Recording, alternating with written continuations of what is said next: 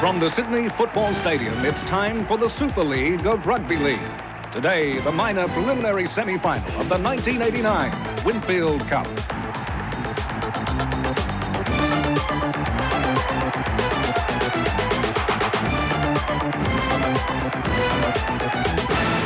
Cronulla has defeated Canberra twice this year in convincing fashion in the opening match of the year at the Caltex Field and then again in the return match, but nowhere near as convincingly. In fact, the Canberra side that day was a very much under-strength side. The big question mark today, Warren Boland, is which Cronulla side are we going to see? The one that was so ruthless and brilliant in disposing of Brisbane last Tuesday night, or the one that threw away that great opportunity to make it into the top three when they bungled the game against the Gold Coast?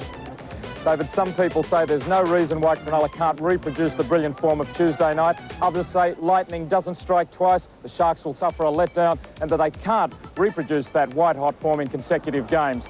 There are similarities in the style of Brisbane and Canberra, so the Sharks' job will be just the same. Guy Pickin will need to be just as determined in attack and defence. Gavin Miller will be attacking the edge of the ruck, and Michael Speechley will be linking to his brilliant centres in attack and moving up quickly in defence to cut off the ball to the Raiders' backs.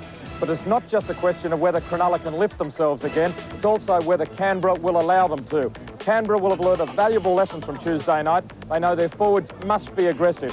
Prop Glenn Lazarus must break up the Sharks' defence with powerful running, and in defence, he and fellow prop Brent Todd must move up quickly, hit hard, and most importantly, not hang off Gavin Miller. If the Raiders' forwards can assert their authority, the Raiders' backs, like Mal Meninga, big and fast, can score dazzling tries. There are plenty of ifs.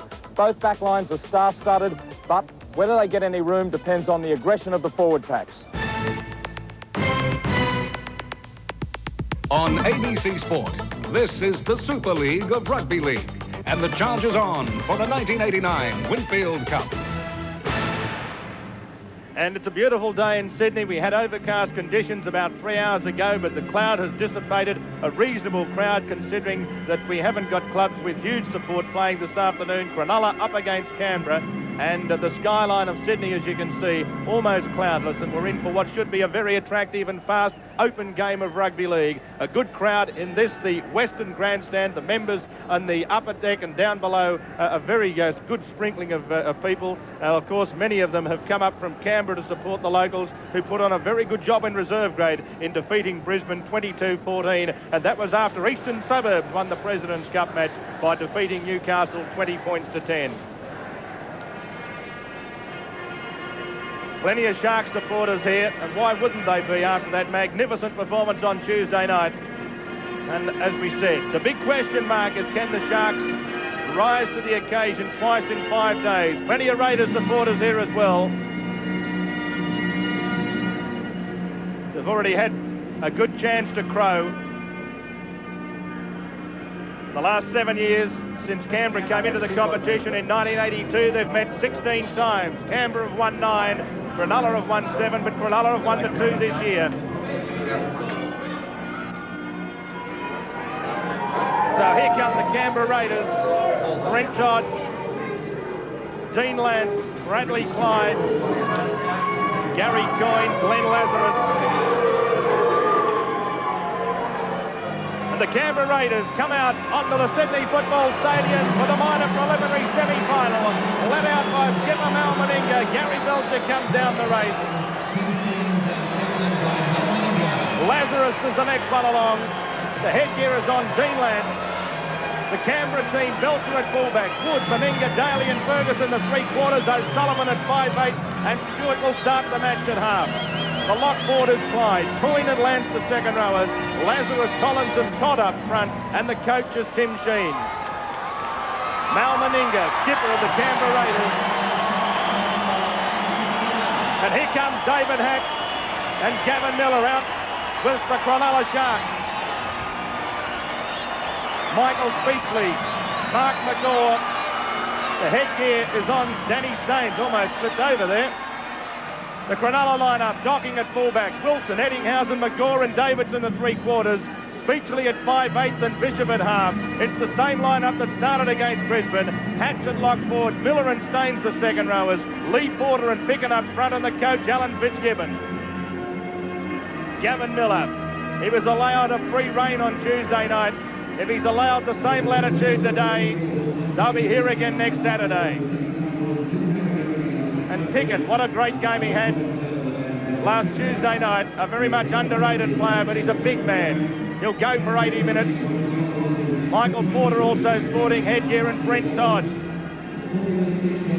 A big game needed from him this afternoon for the Raiders to continue on in the quest for the Winfield Cup. Wayne Collins comes into the side this afternoon at the expense of the injured Steve Walters at hooker. The referee for the minor preliminary semi-final, Bill Harrigan.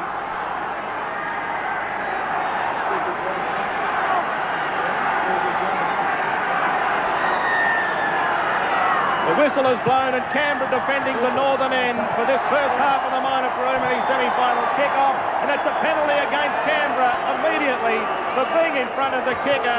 What a magnificent start for Cronulla.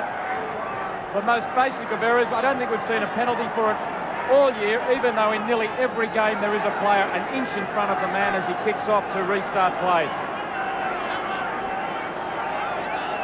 Let's look at the replay. Ricky Stewart changes direction here as he moves into the ball, and look, 2, 3, 4, 5 players in front of him. And look at that in the in-goal area. Let's hope no one gets tripped up in that northern in-goal area. Looks like an explosion in a toilet.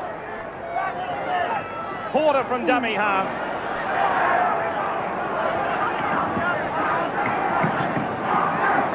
Docking. Coming down the centre, this is Lee. Hatch. The pressure now applied from Picken. The same pattern, just taking it down the centre through Porter. And also the big fellas, Picken and Lee. And what a magnificent catch there from Gary Coyne. What incredible reflexes that was. Coyne had his eye right on the ball, and it came straight to him. He managed to grab hold of it. Let's go down to the sideline, and good afternoon to John Pearce. Thank you, David. Well, the Sharks running with a southerly wind, and they'll be looking for their kickers, particularly early in the game, to put them at the right end of the field. But I think the battle will be won up front and the forwards, and that's just where it'll be decided. Can Cronulla play to their capacity? That's the key. The kick from Stewart, his first of the afternoon. He's got that right hamstring very heavily strapped. He limped from the field on Thursday night at training.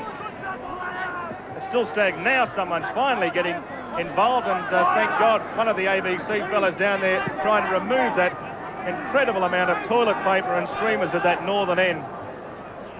Would have been horrific if someone had got tangled up in that and it cost a team a try. The Raiders will have to work very hard to cover up for the loss of their hooker, Steve Walters. Wayne Collins out there only has a handful of games under his belt, but he has a very important job. You lose a lot of organisation without your pivot in there at dummy half. The scrum to go down 20 metres out from Canberra's line, but it came off a Canberra player, you'll notice. Clyde's leg getting in the road, and so Cronulla get the scrum feed.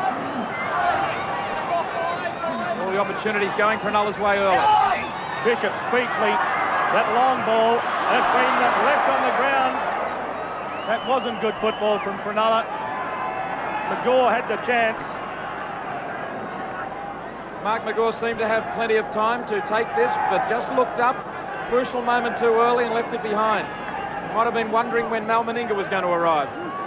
Of course, that was the sort of move that saw that brilliant try scored by Alan Wilson that started the Cronulla roll on Tuesday night.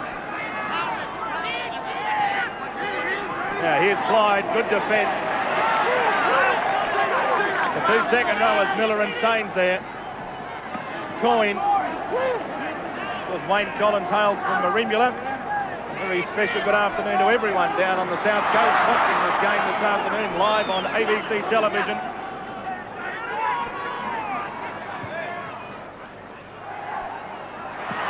Confidently picked up by Docking. Good defence from Meninga. Davidson, the dummy half. Porter. Let's see what they do here, whether it's Porter and then Lee and then Picken who take it up for the first three rucks. Bishop, Miller getting involved. Here's Lee. Pretty straightforward the other night, but very effective. Settling things down a lot. Now Miller. Canberra forwards moving up quickly. Speechley for the kick. Behind Ferguson. The fringes of this field really are in outstanding condition. Centre of the field, as one would expect after all the early season rain, is very patchy. But the surrounds, 2 quarter line areas and down the touchline's very good. Good tackle again. That was Clyde who had to play it. Penalty goes against Cronulla up inside the 5. Takes a bit of pressure off Canberra, who really have had the pressure on them since the starter said go 5 minutes ago. McGaw and Danny Lee caught up inside the 5 metres here, but they seem to be fairly deep, and it's no wonder some of the crowd booed. They were back with the referee, and he was back 10 metres. This year, the first round at Caldex Field, Cronulla were brilliant when they demolished Canberra 32-14, the return match. Cronulla got home 22-16, but you remember that was in the middle of the New Zealand tour, and all the Canberra internationals, of course, were away in New Zealand. Great hit there from Danny Staines, who, of course, was in New Zealand as well. Collins, the dummy half. Stewart, O'Sullivan. Quick hands, but that was good defence. But look at Meninga. He really is a big, strong man. O'Sullivan.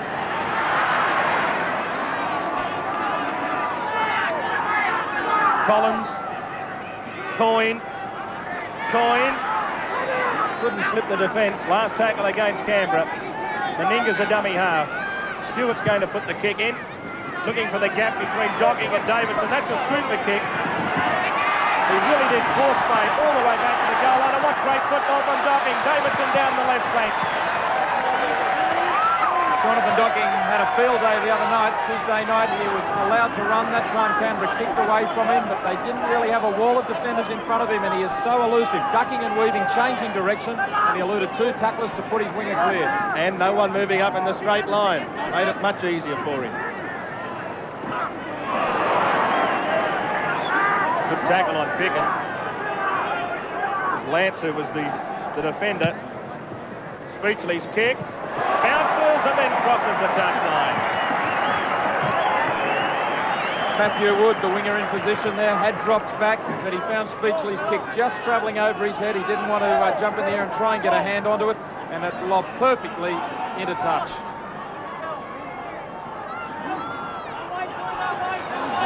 Well, that virtually landed on the proverbial sixpence, didn't it? Belcher. You look at these two teams today, there's magnificent matchups right across the park. From full-back to hooker.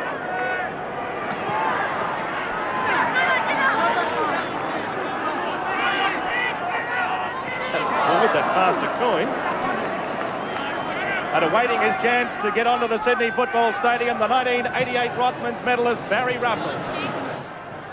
Once more the kick down to Docking, but only O'Sullivan up close to him, but O'Sullivan manages to make a good tackle. A lot of these Cronulla players taking their time to get back on side. We've already seen Brisbane in reserve grade, who had to come through the playoff on both Tuesday and Thursday night. Really show some leg weariness in the second half. They jumped to an early 10-0 lead, Brisbane, but went down in the end 22-14. Cronulla playing steadily so far, but this is their 3rd match in 6 days, their 2nd in 4 days. It's a tough task they've got ahead of them. Yes, well, from the sideline, both sides sorting each other out, trying to get their kicks away. There's a bad one from Gavin Miller, but it's just a sorting out period at this stage, and Cronulla looking to have the advantage at the moment territorially. Miller under some pressure there from Lazarus, trying to kick from the dummy half position. Both these teams are very good in the attacking area. Canberra, of course, the highest point scorers in the competition for both the last 2 seasons. 596 last year, 457 this year. And Cronulla, no slouches in that area either. Daly getting in behind the defence, but he can't set up Ferguson. Cronulla scored 507 last year and 368 this year. O'Sullivan, Clyde, wrapping around, O'Sullivan again, back on the inside, here's Belcher! Belcher in space! Belcher trying to link up, Belcher still making ground. That's Belcher should have had the backup he was looking for.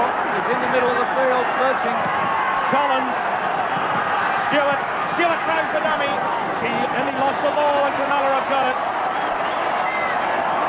Miller. Here's Lee. But my word, Canberra should have put that one away. Yes, when Gary Belcher managed to stay alive right in front of the post, he had plenty of time to look for support, and someone should have been there. Ricky Stewart, Chris O'Sullivan. Though O'Sullivan had figured early in the movement, and he looks very sharp out there today. Their rate is 5'8". Not saying anything against Wayne Collins, but Steve Walters is always backing up down the centre of the park. Great thinking there from Porter as he pinches good 15 metres. Penalty. And that's silly football from Lazarus. It was the last tackle. Cronulla were going to be forced to either hand it over or at least give Canberra a chance of position. But I just wonder whether Porter just didn't drop that. Oh, I don't think so. I think Lazarus had a hand in there and pulled it out.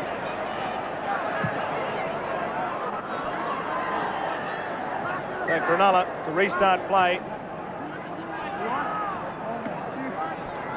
Ashley Gilbert.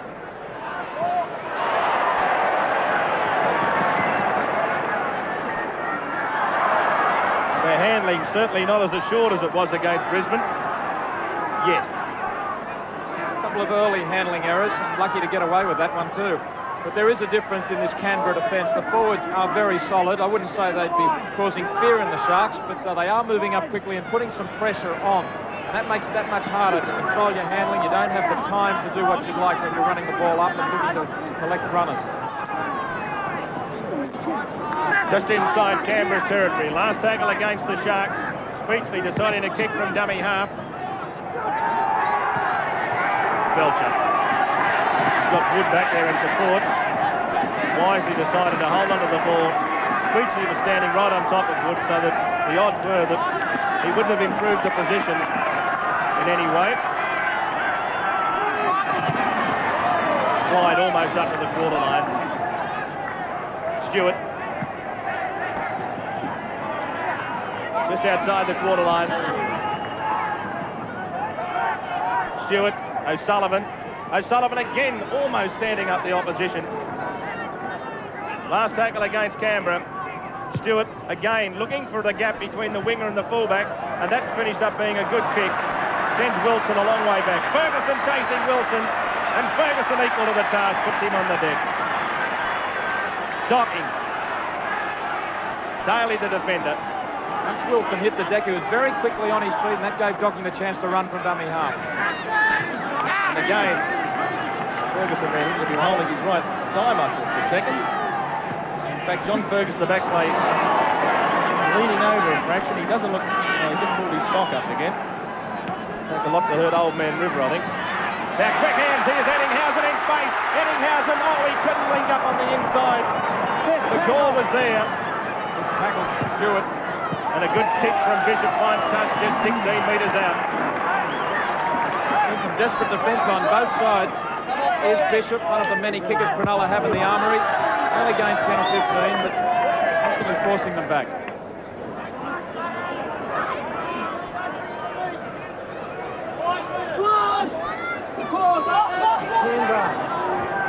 O'Sullivan again. Trying to stand up the opposition. Hatch and Speechley there, though. Here's Clyde. The strength of this young fella. Daly. There really are some tremendous duels out on this paddock. Look at the centre duel. Eddinghausen and McGaw versus Meninga and Daly. And we look at fullback Docking versus Belcher. All over the paddock. Great man-on-man contest. And even the forwards. Underrated forwards against underrated forwards. At that time, the ball kicked down to Docking, and who's there to meet him but Gary Belcher from the other end? And in fact, there's no fullback at home right now for Canberra. Belcher's still up there. Will he get back now? But have they got anyone to chip and chase? Not like Barry Russell, who's on the bench. And of course, Canberra have Ivan Henjak on the bench. Both. But O'Sullivan, a very capable man to kick and chase. What beautiful hands! Here's Eddinghausen over the halfway. He maintains his balance. Here's Wilson. Oh, he's gone without it. What magnificent hands that was that put Eddinghausen in that space. Superb understanding between McGaw and Eddinghausen. It was a great pass to E.T. and then that pass by Wilson just left behind. It wasn't a perfect pass, but he should have taken it. The movement could have swept on and he would have had support. Eddinghausen did beautifully to stay on his feet. Yeah. Only class players can maintain their balance like that and do it with ease. He just made that look easy. But what a lovely ball it was. We've already seen both sides making breaks through the centres or almost getting on the outside of their man if they don't. It looked to be forward just a fraction to Lazarus. See a few of the Raiders forwards just overrunning Wayne Collins. Just a little bit of lack of timing and misunderstanding without Steve Walters, the regular dummy half. And Sullivan thought about standing up Sweetsy again, who's copped the boot in the eye accidentally, but certainly he got up looking to see whether there was any marks there. Docking running it back. So here we are with 16 minutes gone. Canberra 0, Cronulla 0. Remembering that what breeze there is favouring the Sharks in the first half. Bishop. Lost the ball. Play on, says the referee. Fair decision, and lost the ball in the tackle, but not after the tackle was completed. Here's Bishop flung around, and the ball spinning loose as he was about to hit the ground. Beachley's kick in behind Matthew Wood. And look at that. You could swear it was on a sequence, and he has got a trickle of blood around that left eye. Matthew Wood may have been a little tentative here. He appeared to hesitate rather than going in for that ball, decided to let it bounce and then got into trouble. A little bit of inexperience by the 19-year-old. There is speech, and he's starting to blink a little bit with that left eye. I think I won't be surprised to see the trainer come on and do something with it, because maybe his sight will be impaired. Belcher almost threw that pass, and that could have been dangerous. The ball was right on Meninga. And the intercept could have been on as well. But we might see tries scored from the length of the field today just because of the pace that both sides have. The big man. Todd, oh, what good tackle and what good football from Todd to get it away. Good football from both teams. David, you get the feeling that we've got a very even battle on our hands, don't you? I would have thought so. It's 0-0. Well, not just for that reason, though. The way the game is being played, no quarter given or asked. And what a good kick. Stewart put the kick up, and Davidson, you really had to feel sorry for him. He wasn't quite sure where the touchline was initially, so he didn't try to take it on the full. And then look at this, he's waiting for the bounce. Wasn't much he could do with it, was there? John Davidson's mistake there was to ever take his eye off the ball. You must keep your eye on the ball all the time or you lose it. And he should have backed away from the ball, keeping an eye on it. Metres gained, Canberra piling on 457 metres, Cronulla a little behind them. Time in possession. We'll check that in a moment.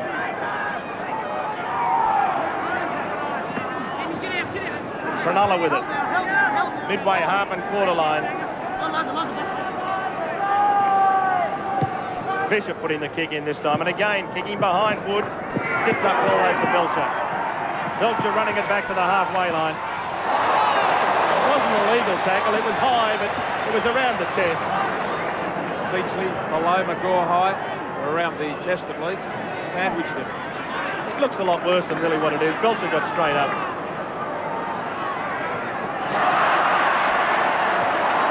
So a bit of pressure. Daly loses the football and Cronulla come up with it just inside Canberra's territory. Here's Eddinghausen. Look at that defence. Daly won't let him go too far.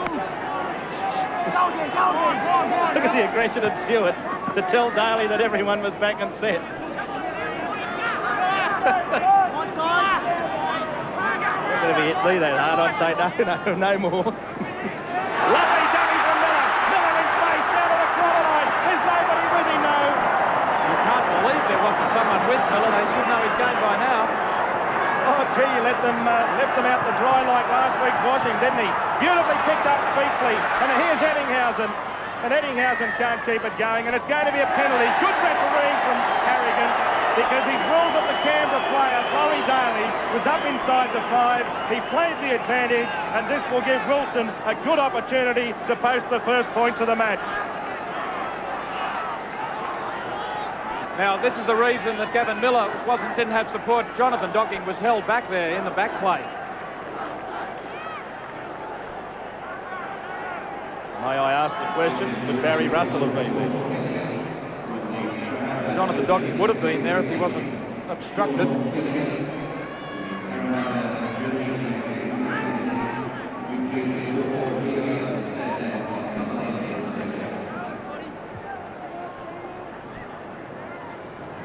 Now you'll notice the players there, the Canberra players, some of them were still running to get back on side. The referee realised that, didn't blow the whistle initially, but when they became involved in the play, he ruled and deemed them to be offside. Allowed the advantage, which is good to see.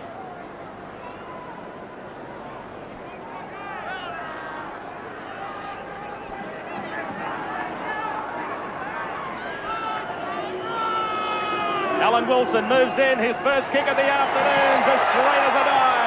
Over the back dot. Ron Galenzo and Ross Pickard raise the flags, and Cronulla lead Canberra by 2 points to 0.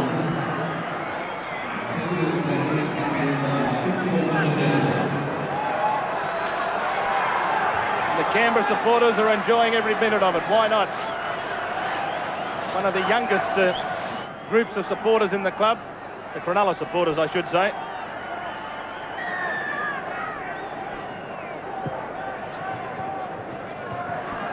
Gee, just for a moment, Eddinghausen and Davidson were on a collision course, and Davidson wished that Eddinghausen had taken, I think, at the end after being on the receiving end of that crunch tackle from Meninga.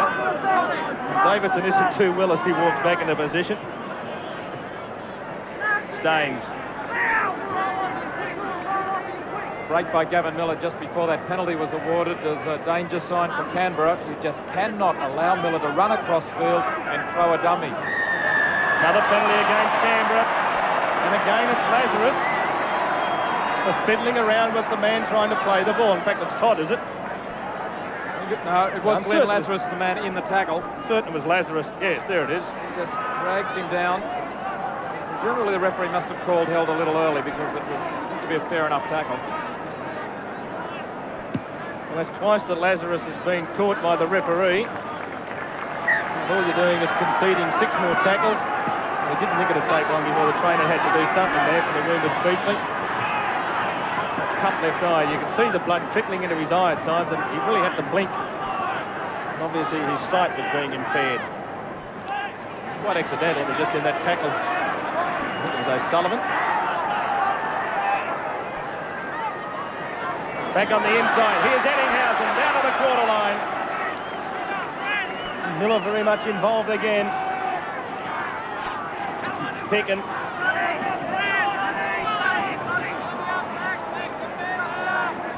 Porter. Staines. Hatch. Docking in the middle of the sandpit, stands them up. Starting to unload. Last tackle against the Sharks as they come the short side through Miller. He slips it to Bishop, who kicks it straight across field. Now this could be dangerous. They can move it quickly here. Daly is beautifully grasped though by Staines. But there were 3 or 4 Canberra players out there initially to 1 or 2 Cronulla players, and often you've seen a team with a crossfield kick like that turn defence into great attack.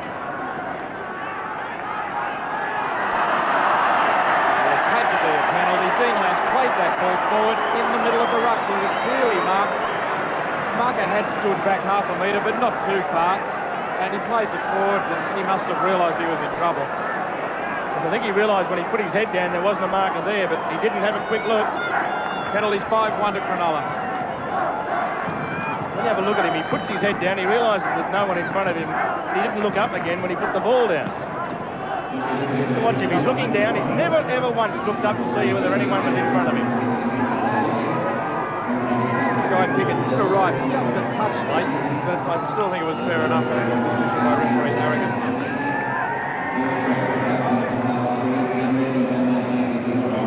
From Canberra's point of view, of course, they I would like to think that the penalty could have been down the other end of the park. This could be another vital decision.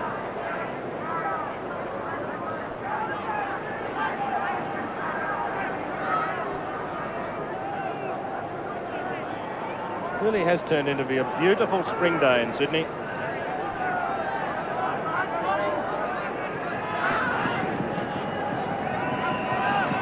Wilson moves in, his second kick of the afternoon isn't as good as the first, he's missed it. And Dean Lance looks up to the sky and says, thank you, sir. Cronulla 2, Canberra 0.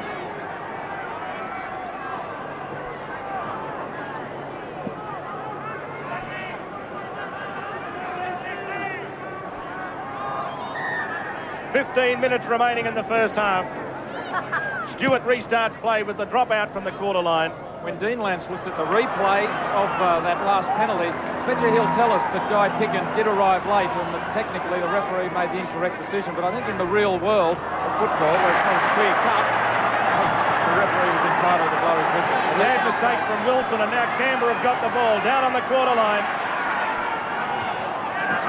There's no need to throw the pass. O'Sullivan, Coyne. Now Belcher up to the quarter line. Offload still Daly for the corner. Oh, great cover defence. Ettinghausen around his legs. Canberra breaking away, capitalising on the mistake from Cronulla, and look at Daly. He is very determined, but a superb tackle cut down by Ettinghausen.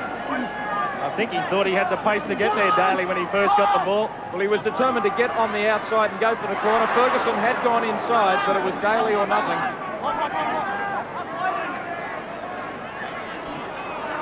Just shows you the incredible pace that Andrew Ettinghausen has.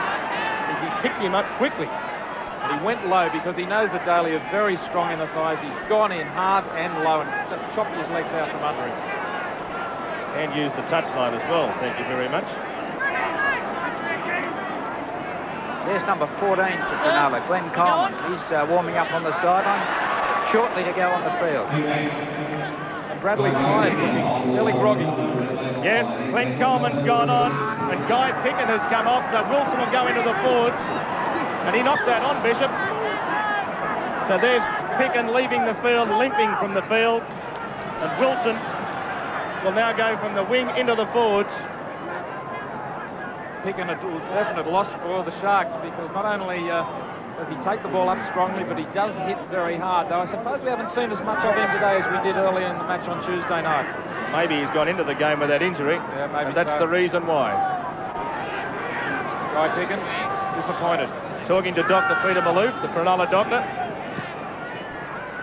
On the run around, this is O'Sullivan. There's good defence there from Speechley, because O'Sullivan had got around Speechley. There was a chance of setting up something on the right side. Coyne hit by McGaw. Last tackle against the Raiders. Stewart kicking for the Western touchline, won't find it. Docky says thank you as he picks it up well back in his quarter line. Good ankle tap.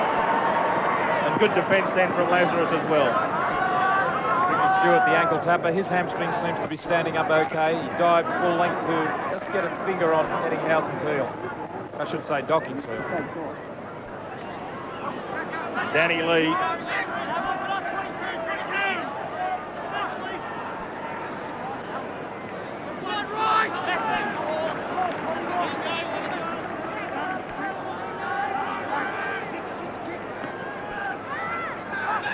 McGaw. Back it comes, here's Docking. Docking's over the halfway, back on the inside. He's trying to get the pass to Coleman, knocked down, they've got it back at 6 to go. But my word, that was a telling knockdown though by Canberra, because Coleman was in a lot of space.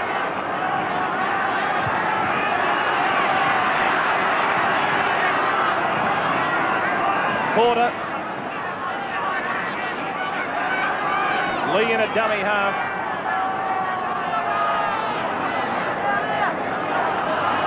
Now Wilson's the dummy half. Wilson looking for a runner, and there was nobody there. Last tackle against the Sharks.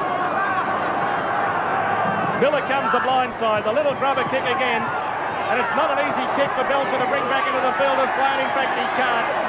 Line drop out. Bishop in the back plate was receiving some attention. He seems okay now. Gavin Miller thinking all the time. He takes the ball to the defence and then the most delicate of little chips. Perfect length on it. Made it very awkward for Belcher to gather in and gave the tacklers plenty of time to get through and pin him. Davidson and Docking up there and then finishing it off Staines.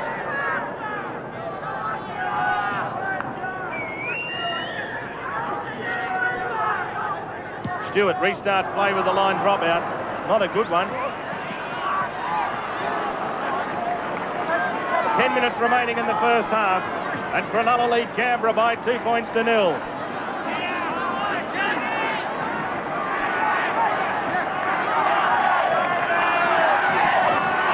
Speechley.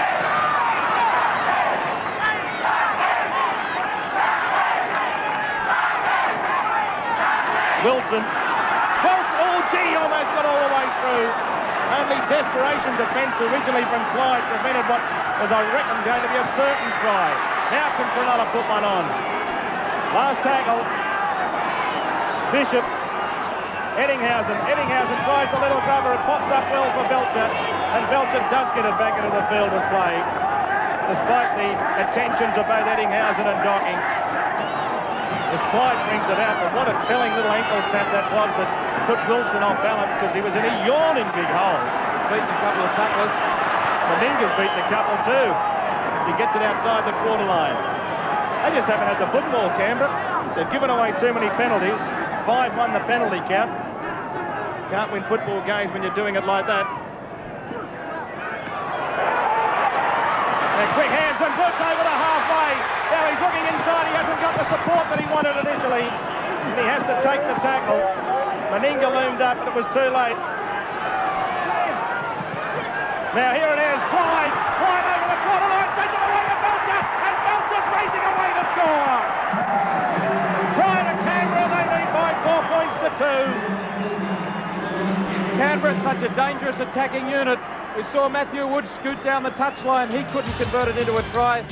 But as the Cronulla defence is scrambling after that first break, look at Ricky Stewart. He threads his way through, finds Clyde, who burst straight into open space. The defence was threadbare. It hadn't recovered, and Gary Belcher, backing up on that blind side, comes straight through. Cronulla never recovered from the first break, which was well put on by quick hands from the back. And again, this is very skillful stuff. Beautifully drawing in the fullback did Clyde, and Belcher there to polish it off. So his 14th try of the year. And the man who's been re-signed by the Raiders until the end of the 1992 season scores the first try of the 1989 playoffs. The Cronulla side would be devastated by that. They've gone so close to putting one on.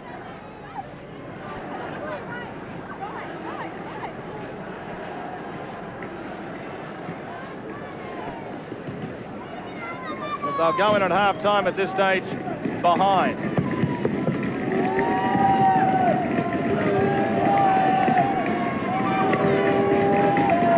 Matthew Wood trying to convert the try. It's going to swing away across the face of the uprights.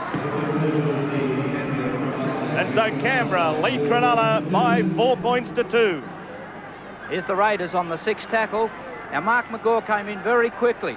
That forced Stewart to recorrect, step in and put Clyde in the clear. And Gary Belcher finished it off with a great try. That gets the Raiders back into it.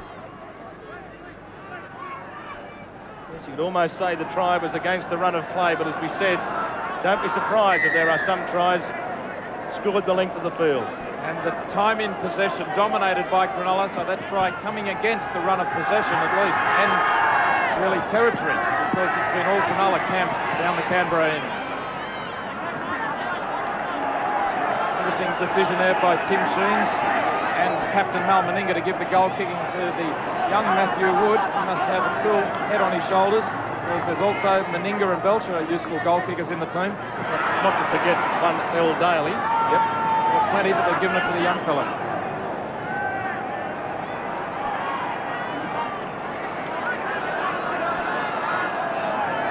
Stewart.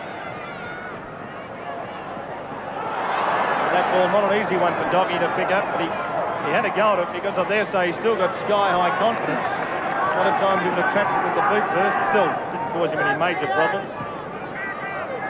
And prisoner in that playoff. Cronulla carried the ball for almost 2,000 metres and they held it in possession for 50 of the 80 minutes. The tackle before this was a real hit by Glenn Lazarus, and he has jolted a few of these Sharks. He's the man who is really coming up and hitting very, very hard, and he's in that tackle again. Speechley. Now, what does Tuesday night do to you, Warren? And, is it the sort of thing that means you come out and get rid of the lethargy in the first half and perform better in the second half? As Belcher makes another break over the quarter line, or is it the sort of thing that you become so weary from the Tuesday night that the second half becomes, or you become almost legless?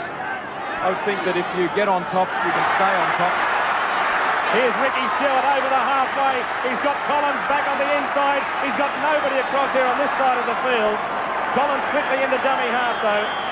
And now bringing it up quickly is Meninga, and Meninga goes ahead, but he can't slip the past the coin. The Raiders really on the attack at the moment. Collins, away it comes. This is as it went through O'Sullivan. Out it goes to Daly. Daly trying to stand them up. 13 metres out. Now O'Sullivan going on his own. O'Sullivan will go all the way. O'Sullivan puts the ball down. It's a try to Canberra. And Canberra lead 8-2 with the kick to come. The Cronulla defence is cut to ribbons at the moment. They're at 6s and 7s. The Raiders machine is on a roll. They're moving the ball, keeping it alive, and there's very little you can do to stop it. But what a fine dash it was to actually plant the ball by Chris O'Sullivan. Bang, down it goes. After the defence had started to open up, O'Sullivan moves into dummy half. He saw the small hole and just manages to sneak through it. Showing plenty of pace off the mark. A little hole was there, a little bit of hesitation on the part of the defence. Just hung off him, looking after other men on the other side of him, and through goes O'Sullivan. So Chris O'Sullivan, his 6th try of the year. He's nicknamed Sully, and he's certainly the most faithful Raider of them all because he's been there since the beginning in 1982. And the Canberra supporters, why wouldn't they be happy? Their reserves of into next week's playoff will continue on. Their firsts are now leading by 8 points to 2. And of course they've got their champion President's Cup team running round tomorrow in the major preliminary semi-final.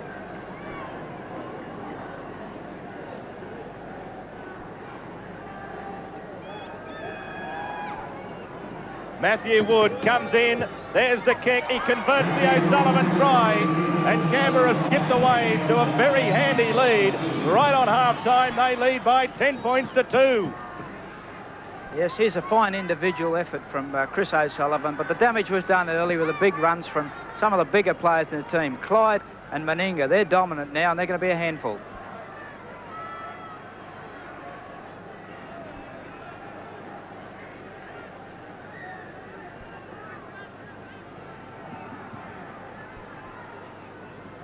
As Cronulla restart play, and how they must be thinking at the moment of how close they've gone to a couple of tries themselves, and in the space of 5 minutes they've conceded 10 points. And that really all started from Stewart's great run. After the first try, Warren came from Matthew Wood's great run, sucking in defence. And quickly going on with the roll. Once you've got the defence shot, quickly capitalising by moving the ball to where the weaknesses are. If you're asking David the reaction of Cronulla to coming up after Tuesday night, I feel that if they were able to get on top, they could stay on top. They'd have the legs and the spirit to keep going. But if they do get behind, and at the moment they're starting to slip, it's going to be very hard to lift those legs late in the second half when they're down. Coleman just outside the quarter line. Eddinghausen.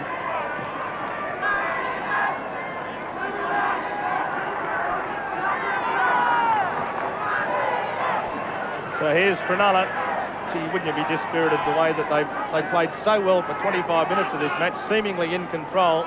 But that's the nature of these two teams. I'm not saying that they're finished with yet, because both these teams are capable of scoring tries that quickly.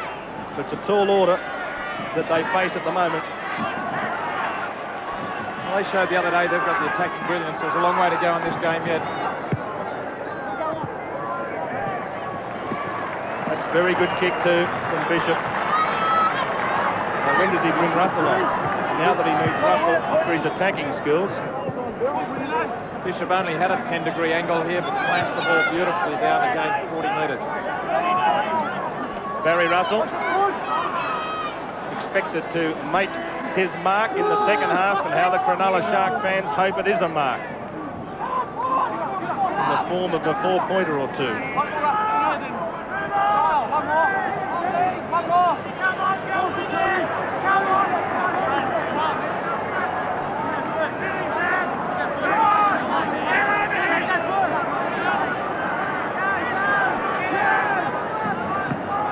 Coin.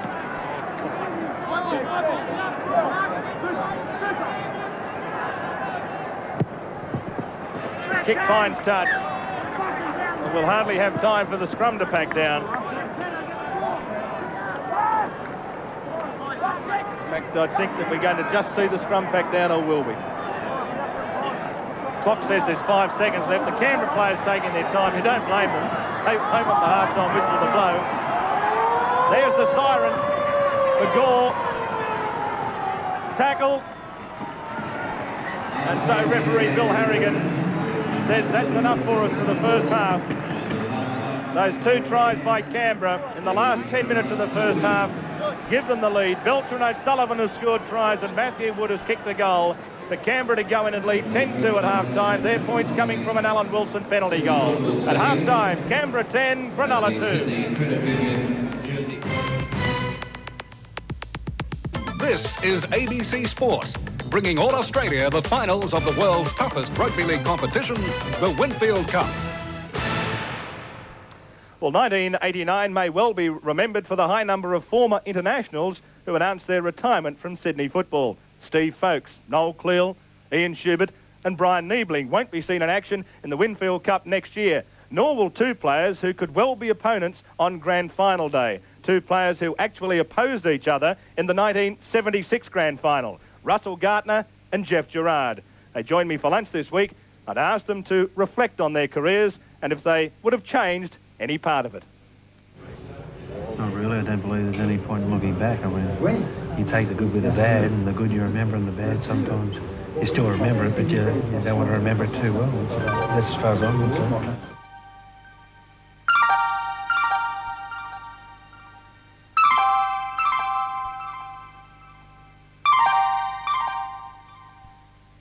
I don't think I'd change anything if I had the time over again. I think I'd do it the same way again.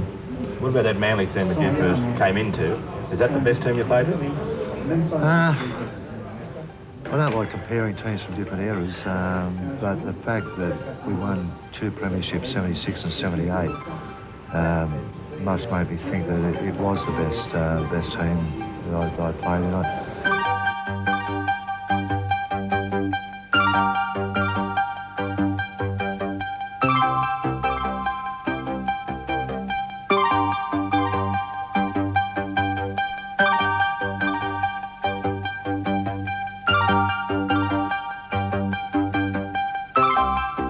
Bozar is just an absolute genius. He's the sort of guy that could turn a game, the twinkle of an eye.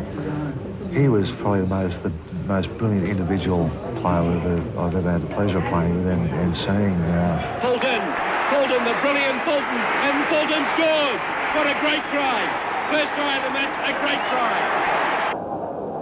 Fulton, a shot for field goal from right in front, and he's kicked it. A point to Manly. During that era, you played alongside Mick Craven a couple of times. What was that like? Well, you know, as Russell said about Bozo, you know, I have the same opinion of Mick. You know, he's an absolute gentleman, which was great for him. You know, wouldn't go out in the grog with us a lot of times, but you know, he was a different player to Bozo, but he was very well respected not only by the players he played against, but by the fellas who he was playing with. Back to Cronin. Cronin a few metres in his own half. Can he step beautifully? Cronin's going to score. That was created by Brett Kenny. Great prize of Mick Cronin being shared by their teammates.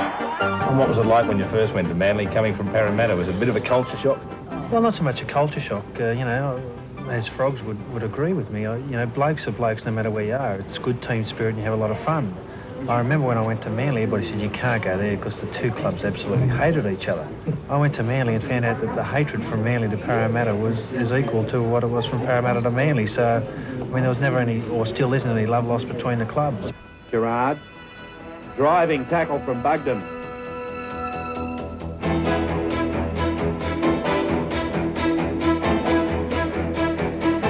playing it forward. He's over, and the try will be awarded here.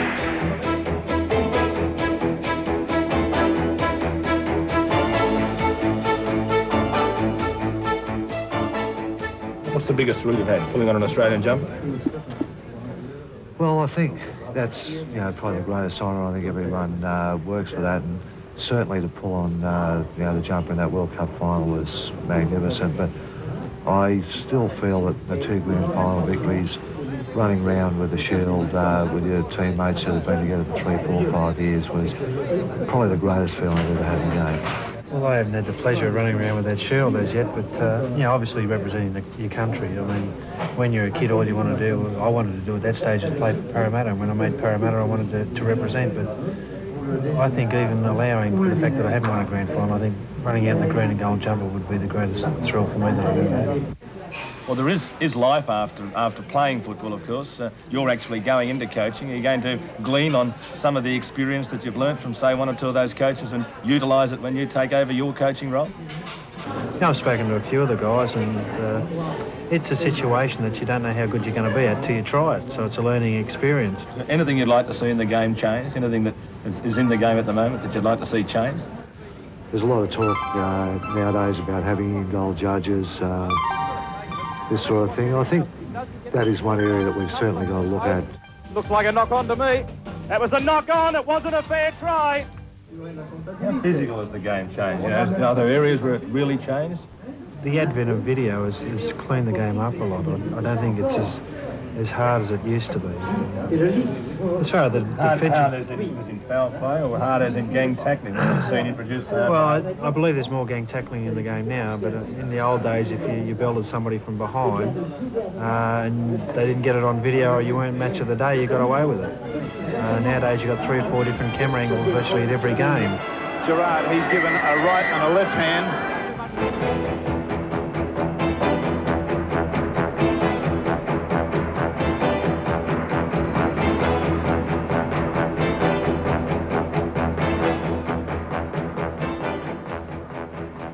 Both of you sat down in 1974 and said, I'm going to finish my career at Balmain and I'm going to finish my career at Penrith. Would you have laughed at the people if they'd suggested that then? Yeah, someone said you're going to be playing for another 15 years. I couldn't believe that it was going to be possible, but it's something. I retired in 1984. I had the season off, and it came back, and it was going to be a year-by-year proposition, but I've enjoyed it that much. I've played 5 years with Balmain, and you know, seriously, I'd love to be able to turn the clock back and play another 15 years, because it just has been, the game's been good to me. You can only hope that you've been good for the game. Look at Russell Gardner up over his own quarter line. I think I've made the decision to get out while I'm still handling it okay, and while I'm still enjoying it, rather than going one season too long. There we are, 2 of Australia's internationals among a host who are going to hang their boots up at the end of the year, and 2 great ambassadors for the game. Jeff Gerard, of course, he'll be back here tomorrow playing in the major preliminary semi-final for Penrith against Balmain. Russell Gardner will be sitting on the bench tomorrow, but may well get a chance to run round the ground yet again with that Winfield Cup. They'll be, of course, very interested and very particular good players to watch over the next few weeks in the final series. Let's have a look at the half-time stats. The scrums going Canberra's way 6-4. The penalties, well, Cronulla have had all of the possession, really, but unable to capitalise on it. And just in the last 10 minutes or so, Canberra have clawed their way back into the game when they've actually had possession. That's the interesting thing about the first 30 minutes of the match. Cronulla had all the ball, and, of course, all those penalties going their way, and it never really looked as if Canberra would get into the game. But when they did get the ball, they certainly converted it into points. The metres gained during the first half, Cronulla, well, at one stage they led quite comfortably, but Canberra, due to those good tries they scored towards the end of the first half, there with a margin of, 897 to 743. And the time in possession, at one stage Cronulla really had a decided margin. They've still got the margin, but at one stage it was much greater than that. Canberra really only getting back into the game with the possession that they've had during the last 10 minutes or so of that first half. And, well, who knows whether the Cronulla side can get back into the game, being behind at half-time by 10 points to 2. Let's have a look at that first try. He has to take the tackle. Meninga loomed up, but it was too late. Now here it is, Clyde over the quarter line, sent it away to Belcher, and Belcher's racing away to score.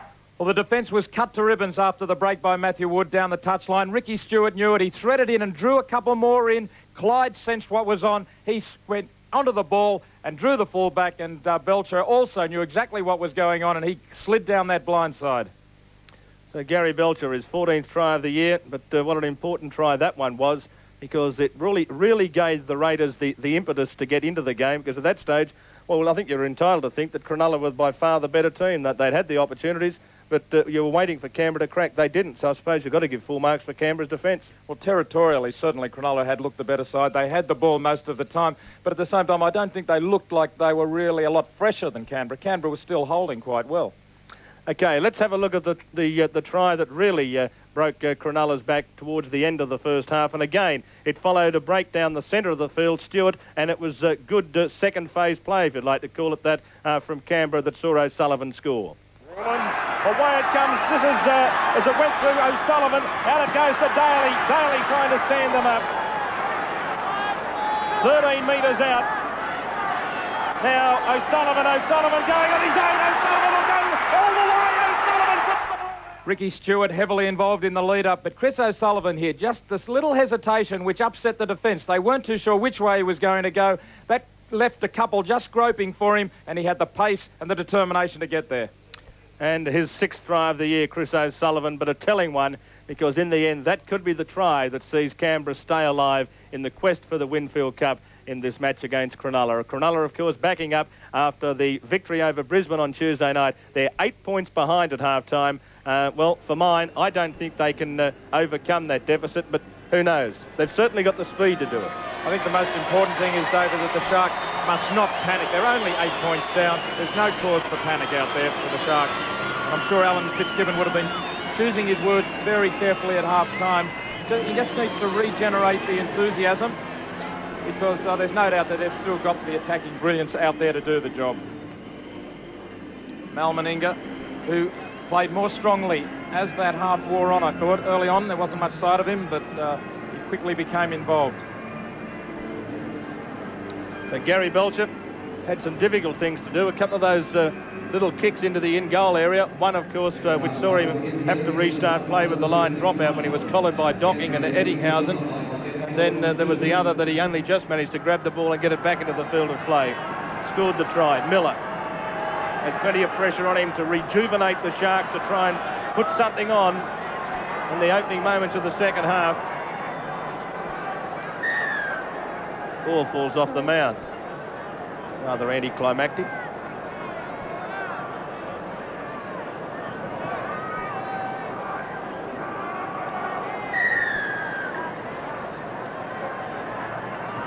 There's the restart as Wilson kicks the ball over the touchline on the full, and you wouldn't believe it, would you?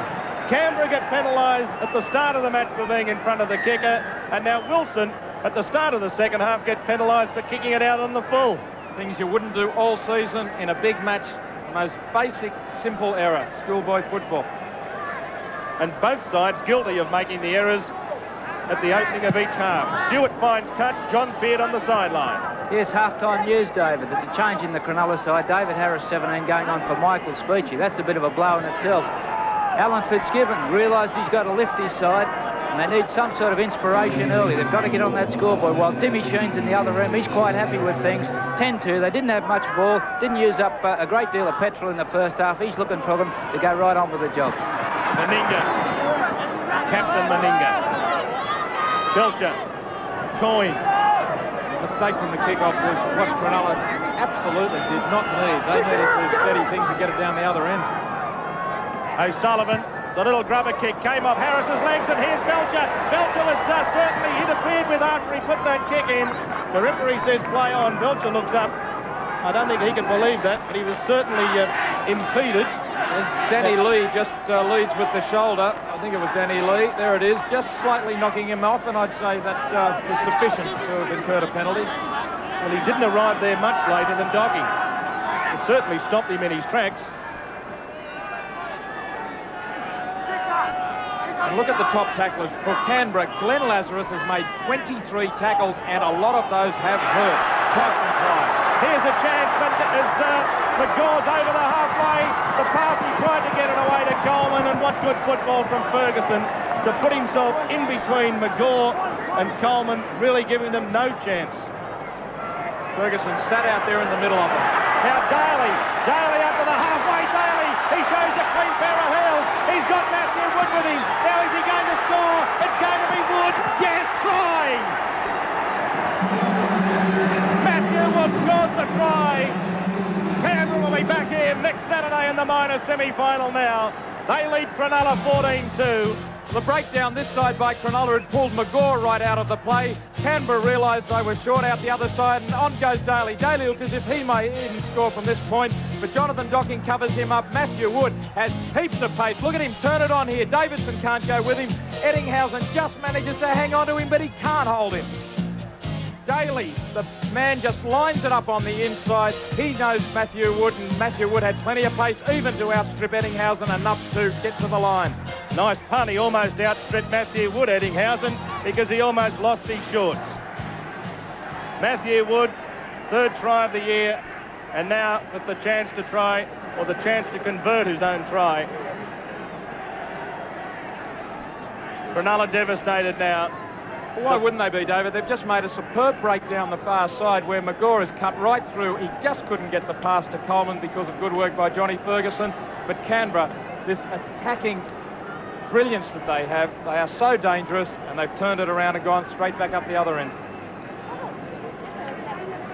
So Matthew Wood, who became a member of that junior squad a couple of years ago in Canberra, set up by Wayne Bennett, and now repaying the faith. A difficult kick for Wood. He struck it pretty well. It's hanging in the air. It's there. What a great kick.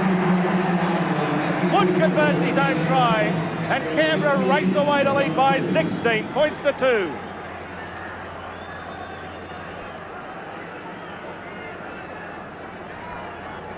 It's going to be very hard for Cronulla from this point on. As I said, they couldn't afford to get behind. That's right where they are now. It's going to be very hard to lift weary legs.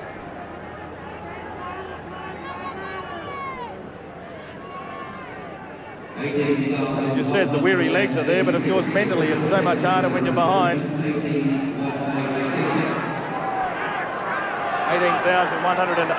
the crowd. Considering the teams involved in today's playoffs, a pretty fair crowd. Miller slipping the defence. Glenn Lazarus leaving the ball behind, and that gives Cronulla the chance to hit back. They have to hit back if they're to stay alive. And they have to hit back shortly. They've already had to replace both Picken and Speechley. Porter not too well in the back play either. He's not well at all, Michael Porter. I think his expression said it all. I think the knee might be playing up. No. Trainer says that's it. Michael is coming off. Well, that's another blow for them. Dejection in his eyes. And here you'll see the penalty against Canberra, ruling that Coyne flicked that ball out of the player Danny Lee's hands.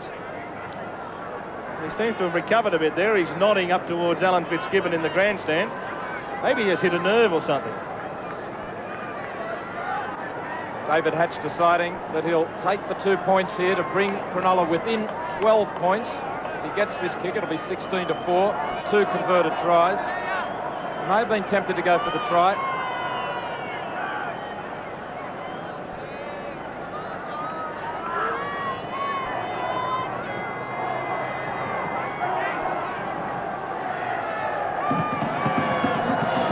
The kick from Wilson hits the posts into the in goal area. Oh, G. Ferguson had to do pretty well to grab that ball. As he got it back into the field of play, he has. Oh, how did he do that? Like a torpedo, Ferguson. Belcher. This is Cronulla's chance, they know it. If they can just pin Canberra here, well, they may be able to get back into it, but they have to start turning the scoreboard around pretty soon. They led 2-0 well into the first half, and then in the space of 15 minutes conceded 3 tries.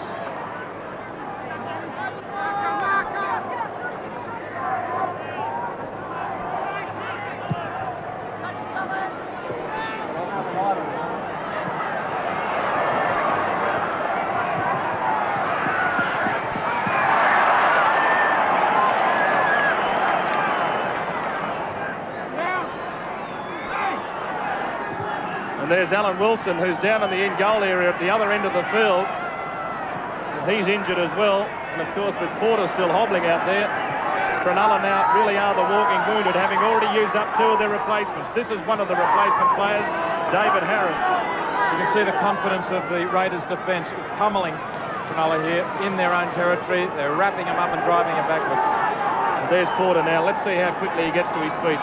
Seems to have recovered. Not a very effective kick. As Belcher runs the ball back.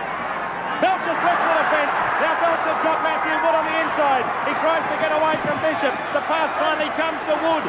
Wood only 16 metres out.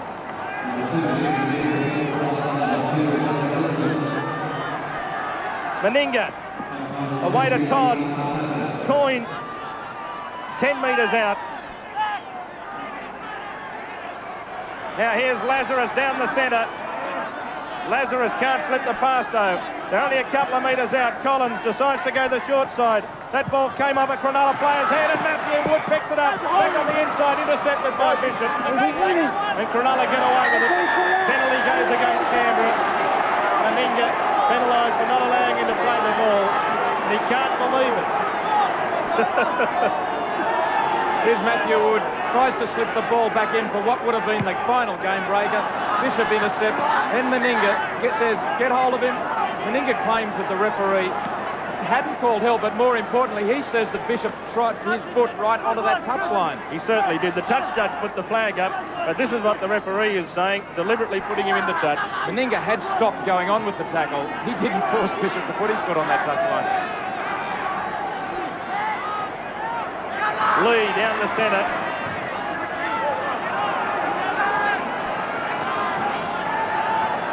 Wilson off and Pappas on the field for Cronulla. So the Sharks really are looking war-torn at the moment with so many replacements. Picken off, Speechley off, Wilson off. And I think John Peard that originally when Arthur Pappas was warming up on the touchline, he was warming up to replace Michael Porter, who was down injured. As Ferguson shows some of his old magic. That's correct, David, but Pappas is on the field. He's only a lightweight forward, and you'll find this task fairly daunting because the Raiders are just too big, too fast, and too fresh at the moment. Daly, he's lost that football. Bishop allows it with a very cool head to cross the touchline. Instead of picking it up, though Sullivan lurking to push him across the touchline and therefore give the feed the other way. You'll see the ball go loose now. Watch Bishop very coolly allowed to cross the touchline so that he makes sure that Cronulla gets the feed. McGaw, the cutout pass to Eddinghausen. Eddinghausen can't get the pass away, and great defence from Meninga slides him across the touchline. First tackle. And he is bluing over there, Eddinghausen, saying, come on, John Davidson, you should have been on the inside of me. I've got no risk that that's what he was saying to John Davidson, Andrew Eddinghausen. If looks could have killed. There's the error count. Pretty even right across the board all up. That's not an indication of the play. On the quarter line and Canberra's end of the park. I'm sure the missed tackles must be starting to mount against Cronulla because that's what's happening. There's another one. Belcher. What happens when you get tired? Also, your morale gets broken. And there are signs that this could become what we saw on Tuesday night, where we saw a real battle between two sides. Then once the loser, or what turns out to be the loser, cracks, the floodgates open. There's the hole. Once they find a hole in the dike, that's the end of it. The water just comes gushing through. The kick from Stewart down to the quarter line and Docking runs it back. But good defence. O'Sullivan up there following the kick. If Barry Russell is 100% fit, I think Alan Fitzgibbon's got to get him onto the field. He's got to hope that they can turn this around. They've got to get some quick tries. Bishop Out wide. Staines, great defence.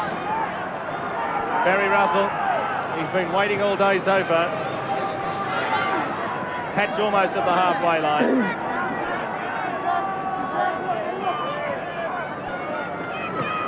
McGaw versus Daly, and Daly wins. Remember that great battle they had in the match down at Canberra. Lee trying the Gene Miles type basketball pass, but unable to do it. Last tackle, so Porter puts the kick in. Belcher. Ferguson gets away from one, and chased and grabbed and put on the deck by Pappas. Todd, taken by Miller.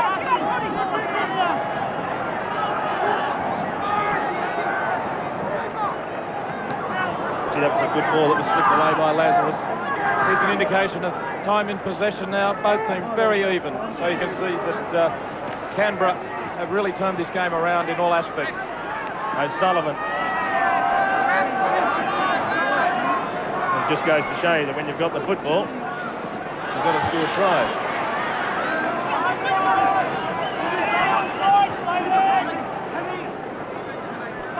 This will be safety first, just a little kick deep inside Cronulla's territory. Make Cronulla do all the running. Coleman over the quarter line. Oh, he had Docking backing up with him. Daly had stuck with Docking. Good football from Clyde, really. McGaw. Sure who won that. See McGaw coming in to try and do the work of the forwards. It's a good ball from Miller, but they've gone without it.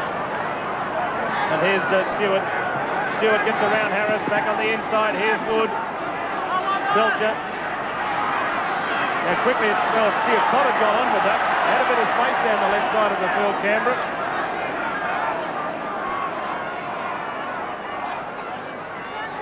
Lazarus just takes it ahead, steadies it down.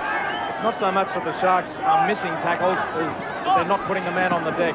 The unloads are very easy. Canberra standing and getting passes away. Clyde floats it over the top. Here's Belcher. Beautiful hand. Back it comes to Clyde. He's got plenty of space in front of him. Over the quarter line. Now this is Meninga. He gets the pass away to O'Sullivan, but a glorious tackle by Harris. Forward pass, though, says the referee. There are a couple of very much line ball passes involved there. Harrigan has picked one of them up. They were changing the angle. Bradley Clyde bursting through. And that's the one I think he actually did call back, but it must have been close to flat to Meninga.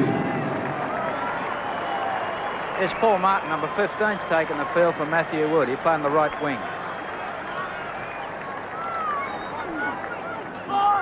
Scrum won by Cronulla. Harris. Matthew Wood limping to the touchline.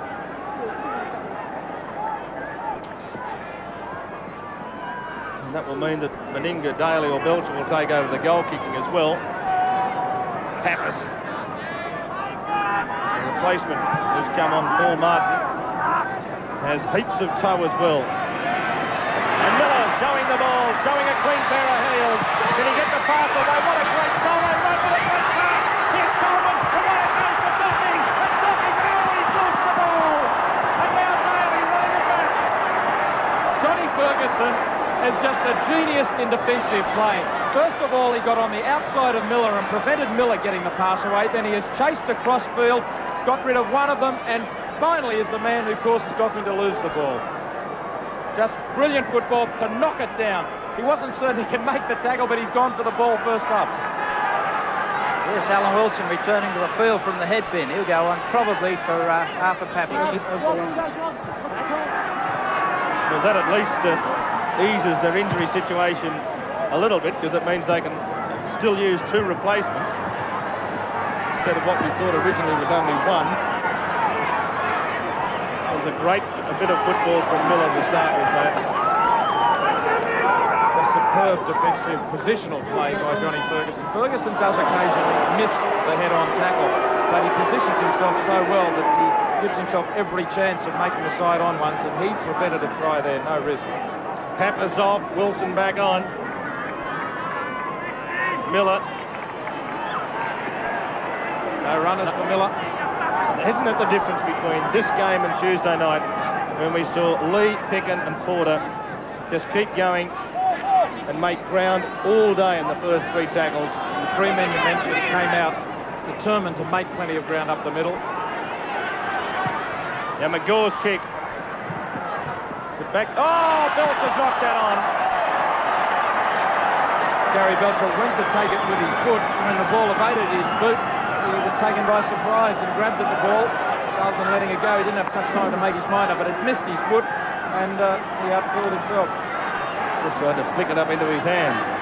Wonder whether he would have tried that if the score wasn't 16-2. Where's that ball? It'll come out of there eventually. And eventually Bishop gets it. So the scrum's 7 apiece. And Cronulla have had plenty of possession. Penalty still favour Cronulla 7-2. Hatch, Staines. Hatch again, the dummy half. Lee. 20 metres out. Can the Sharks put one on to get back into the business? As Miller goes straight down the centre again. He's got support. Eddinghausen will score. What's the last pass forward? Doesn't matter anyway. They're back in business. Miller again left them out hanging with a magnificent run. You cannot silence Gavin Miller, can you? Look here, the run around just to take a little bit of the defence off him, the missed tackle on the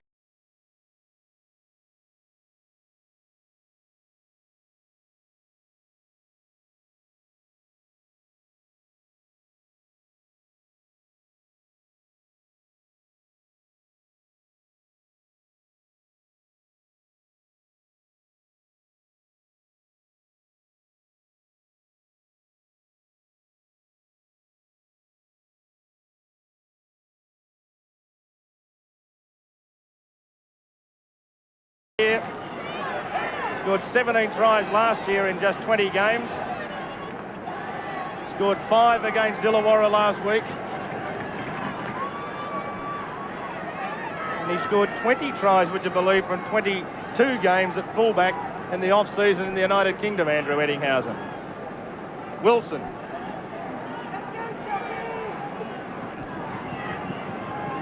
The chance to reduce the margin to 8 points. There's the kick. He struck that sweetly. It's there. And so Cronulla are back in the match. They lead, or trail Canberra. Canberra lead by 16 points to 8. Yes, here's the play the ball. Too wide out to Miller. Brings Bishop around. He's given too much room there. He's confronted by a front rower. That's the matchup he probably needs. Inside to ET and he goes over. Miller's got to continue the surge.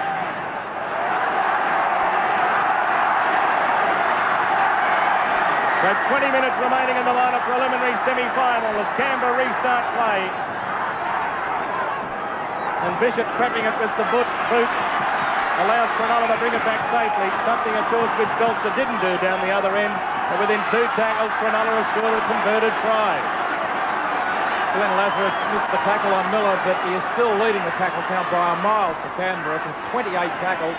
David Hatch, as always, leading the way for Cronulla. When are we going to see Mark Lowry come on? This big strapping young fellow from Canberra who's on the fresh reserves bench. One would think that Henjak will stay there for a while yet. And Hatch makes a great break. He slips the pass away. It's Danny Staines. What a pity it wanted one of the big centres. If it had been a centre or gocking, it would have been a try. Now they continue it on the last tackle. Miller down to the quarter line. Miller's got support. He slips the pass away to Wilson, and Wilson takes the tackle. A good tackle, but it's a penalty. Offside against Canberra. I think it's against the Canberra player taking a supporter out of the play. Obstruction. Dean Lance. Well, Lance it was who effected the tackle in the end. So he must have pushed someone out of the road to get there, but he certainly was the player who tackled Wilson. In the back play, Miller is very groggy. Now, was he knocked rotten or something, Miller, after he slipped the pass? Here's Gavin Miller looking for support and a high tackle coming in there, but it wasn't Dean Lance, the man who hit Miller. Now, has he sent someone to the sin bin for an offence on Gavin Miller because he wore headgear? but the bloke in the headgear who hit Miller was O'Sullivan. I didn't see Dean Lance do anything untoward in that movement.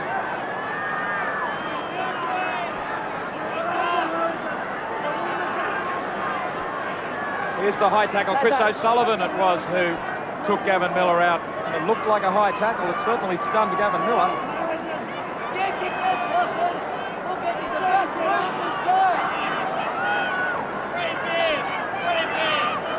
The interesting thing is it for offside, which it seemed initially he ruled it for, or obstruction? Now, he had two movements, the referee, Bill Harrigan. Now, if it was obstruction, it's very hard to see Dean Lance obstructing anyone because he affected the tackle on Wilson. Unless, of course, he's pinched the wrong bloke because he was wearing headgear. The answer's a pineapple and the chance to reduce the margin to just one converted try. Off the boot, it looks good. Looks good. It's a great kick from Wilson. Canberra lead Cronulla 16-10, 17 minutes to go in the match.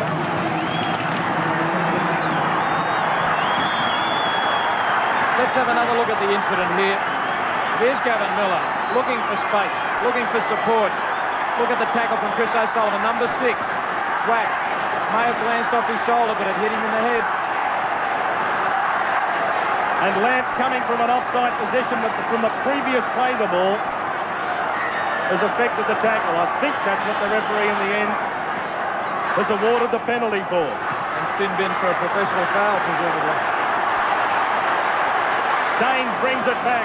What a comeback from Cronulla. Only 10 minutes ago we were writing them off. Now they're back in the hunt. We were entitled to when they were down 16-2. Matthew Wood with his injured ankle.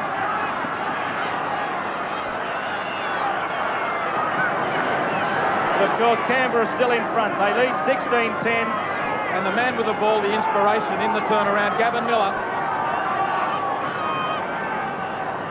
Wilson.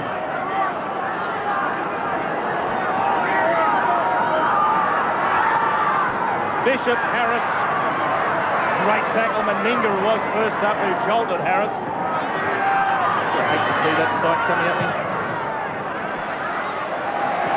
And he threads it along the touchline, Bishop, with uncanny accuracy. Paul Bishop has kicked superbly right throughout this game. And now the squeeze is on Canberra. They've been doing it easy up until the last few minutes. Now they have to soak up some pressure and steady their own play. And the replacement still sitting on the bench. Mark Lowry, Ivan Henjak. In the back play, Mark Bell was there as well. And that's just what Canberra wanted.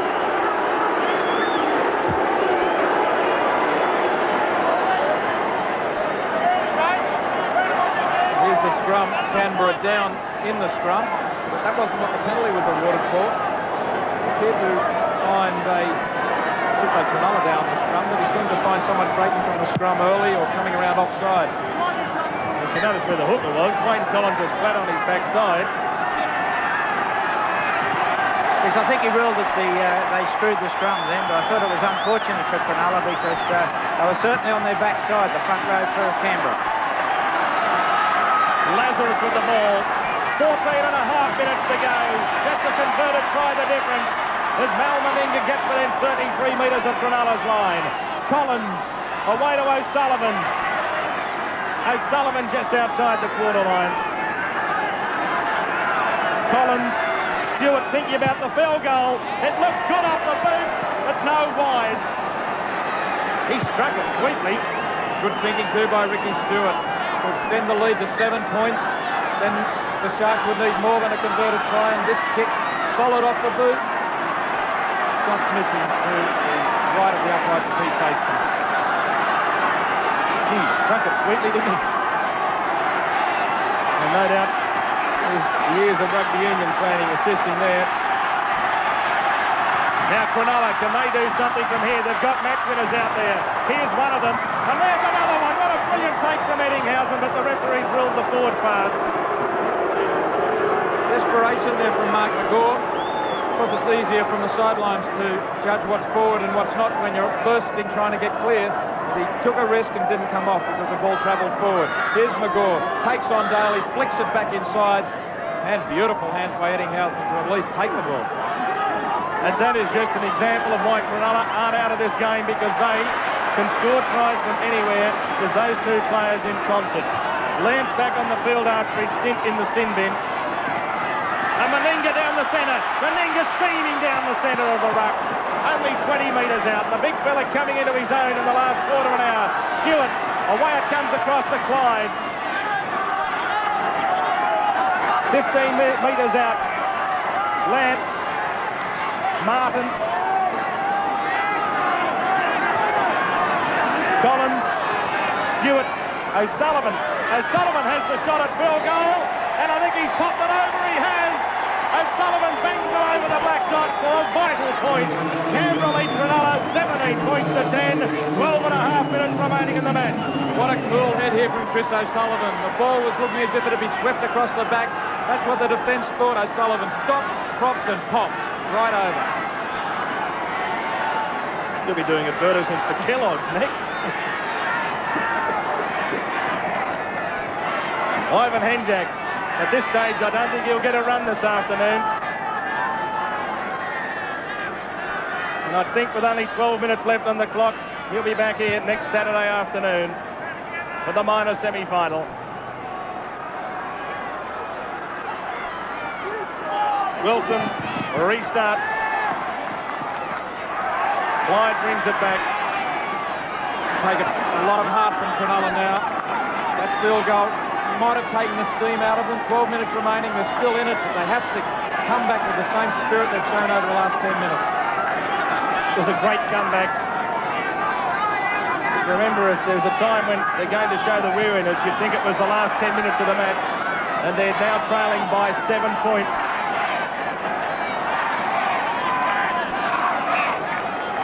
Stewart kicking for the open spaces. Docking gets a bad bounce. Is it going to go dead? Docking bringing it back. Docking, great running from Docking, showing the ball up to the quarter line. And a good tackle from Chris O'Sullivan. Docking must be close to the form fullback in the competition at the moment. He's had even a better game than Gary Belcher so far today. Ooh, gee, Meninga almost tackled Harris before he got that ball. Wilson.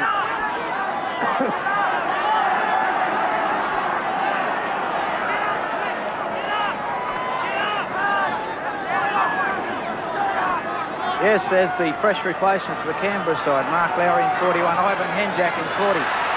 Here's Bishop. Floats it over the top and then plucked out of the air by Daly. Daly right on his game today. A close finish. I think he's won the duel of the centres. Not quite sure who Henjak was meant to replace, but Stewart in the back play starting to limp a fraction. As Lazarus gets away from the opposition. Lazarus, a good strong run. Look at this fellow go.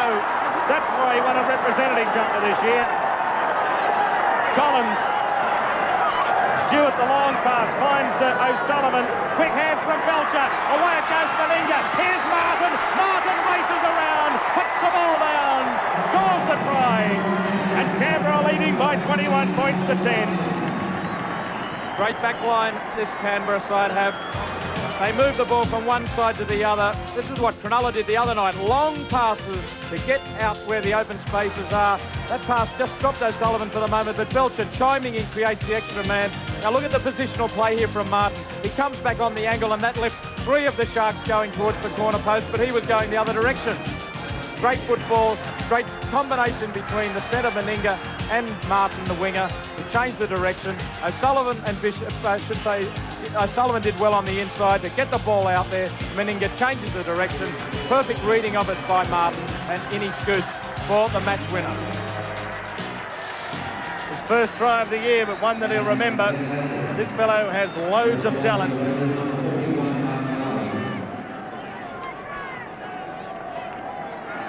It's been a brave performance from the Cronulla Sharks this year.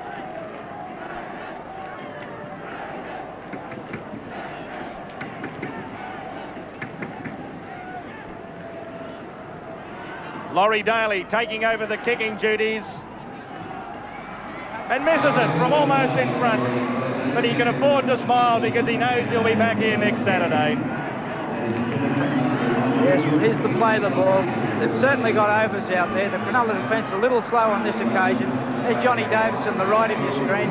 He should have come in probably there and knocked off Mal Meninga. He tended to run with him for a change, put himself out of play, and of course Paul Martin read it beautifully and came inside. That's a try to Cronulla that'll seal the victory. A couple of replacements also coming on.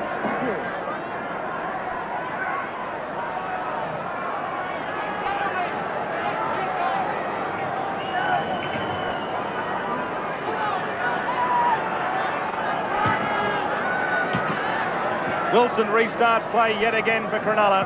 Those replacements are out there on the field. Ivan Henjak and Mark Lowry. They've replaced Glenn Lazarus and Ricky Stewart. As Meninga's gone straight through. Meninga's got support. He's up to the halfway. He's down to the corner line. Slips the pass. Henjak throws it away to Coyne. And Coyne will score a sensational try. Magnificent stuff from the Raiders. Blistering backline play, and this is what the other semi-finalists are going to have to contend with. Confidence from their own end of the field. Belcher slips the pass back to Meninga, who busts and brushes them off. Then he sets sail downfield. Meninga, who has such deceptive pace, just cruising, looks for support. Henjak only just come onto the field, backs up beautifully. And Gary Coyne, the second rower, had the pace to be alongside them. That's great backing up from Coyne. But look at this change of direction in their own territory. They're full of confidence now, the Raiders. They know they've got the pace, the size. Meninga, such an awesome prospect. The most feared centre in the competition. Henjak, the man who no one can believe is on the bench, except that Ricky Stewart's playing so well. And Gary Coyne did superbly to back up. His fourth try of the year.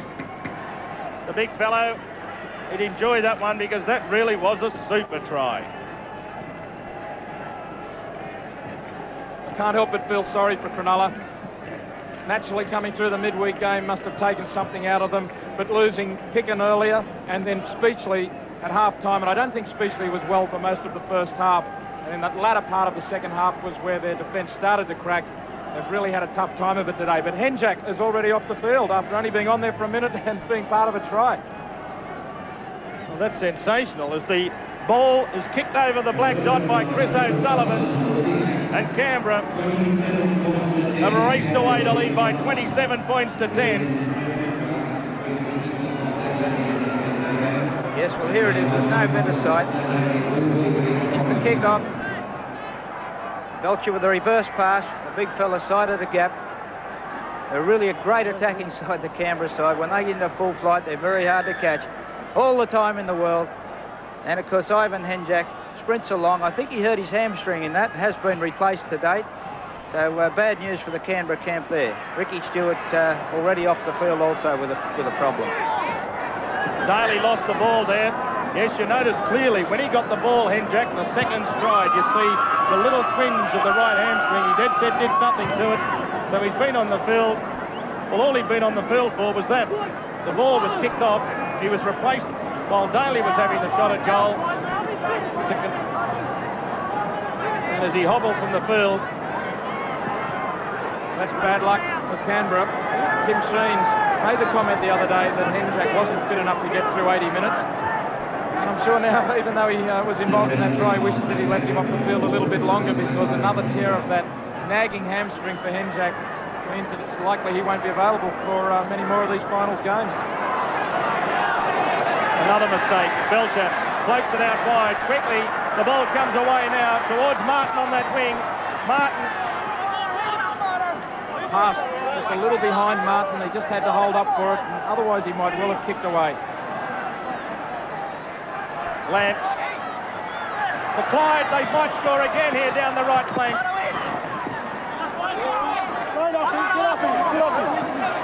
Belcher. Coyne.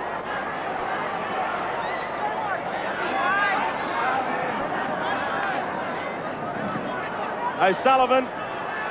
Daly's gone straight through. The little chip and chase. Daly will win the race easily, and that's another try. 71 points to 10. The green machine is unstoppable now. Cronulla, their morale is shot to pieces, and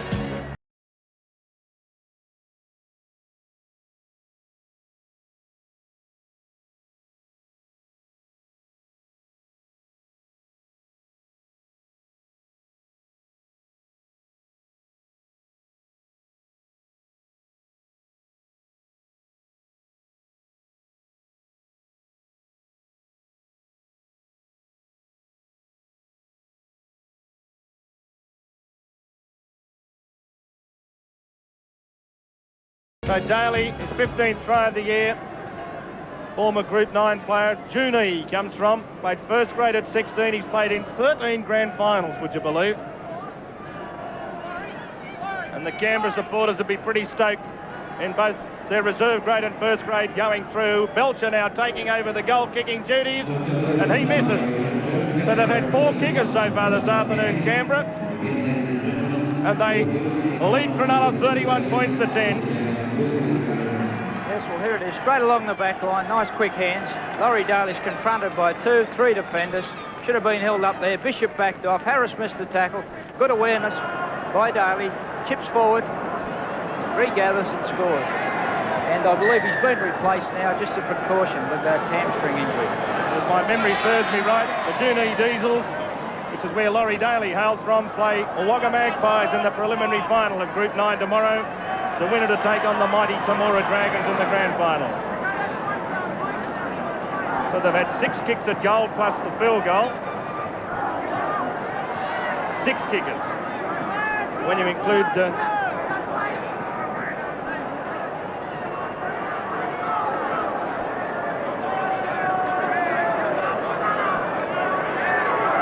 John, just looking at Laurie Daly down there strapping some ice on his hamstring. Is it just a precaution or did he limp off? Yes, he wasn't all that happy to be replaced, but it is a precaution. He was called off by the club trainers under the instructions, of course, of Tim Sheens, but with the game well won at 31-10, I'm sure we'll have another chance next week to make amends again. Line drop out. All these Cronulla fellas want to do now is hear that siren and they can get off. Think about what might have been. I can't help but feel sorry for Cronulla. They played such magnificent football on Tuesday night. Everyone knew if they could play that kind of football week in, week out, that they would be a challenge for anyone in the grand final. But they haven't been able to match it today, and in the second half they've been rolled. A short drop out attempted, and Brent Todd takes the ball. The seconds ticking away. Ferguson, Johnny Ferguson, oh gee, almost got in behind them all. Only Eddinghausen there, preventing him from scoring a try. Belcher putting the little ball into the end goal area. Eddinghausen getting back there, and Meninga almost beat him to the ball. There wasn't much in that between Meninga and Eddinghausen. Photo finished this. There are so many attacking weapons in this Raiders side, and Gary Belcher was just held back enough to not be able to get through, but didn't Meninga go close, ever so close. The siren goes in the background. O'Sullivan well, he was going to have a shot at field goal, O'Sullivan. The referee's whistle had already gone. The referee didn't wait for the play to end. He blew it up as soon as the whistle went. O'Sullivan says, I think I put it over anyway. It should be 32-10. So Canberra stay alive in the Winfield Cup for 1989 with a comprehensive performance, but you must really praise this brave Cronulla outfit. They got back into the game in the second half at one stage to reduce the margin to just 6 points, but in the end Canberra just too good, too fast, too big, too classy. Canberra 31, Cronulla 10.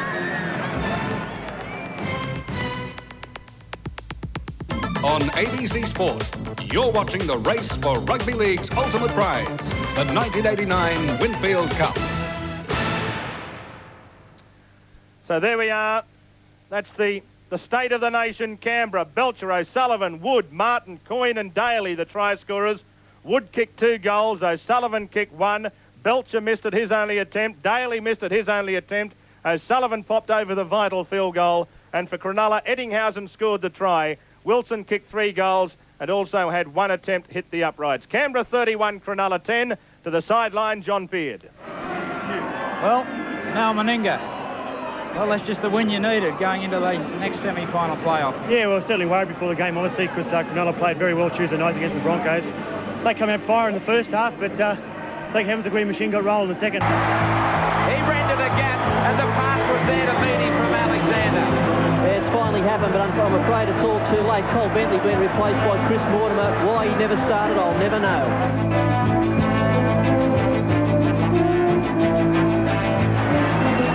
Now here comes Meninga again, charging through tackles, pushing tacklers the side with great ease. He's over the halfway mark, and he's got support too. There it comes, the support now. On it goes to Coyne. Oh, great football. That is class stuff.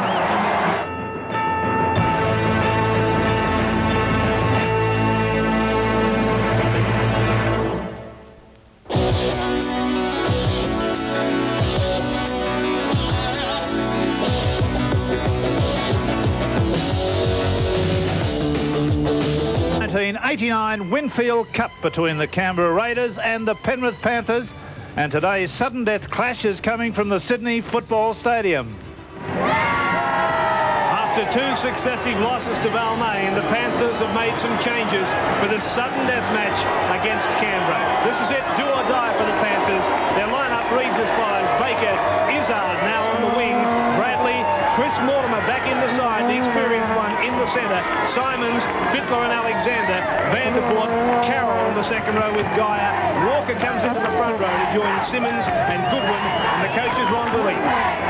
No doubt this Canberra side, though, go in with a lot more confidence than Penrith. They played well in their semi-final last weekend, looking for another big match from their back line. And a hot one it is. Belcher, Wood, Meninga, Daly, Ferguson, O'Sullivan and Stewart. The forwards, Clyde, Coyne, Lance, Lazarus, Walters and Todd. The coach, Tim Sheens. And with the grand final a couple of weeks away, Mick Stone gets the appointment today.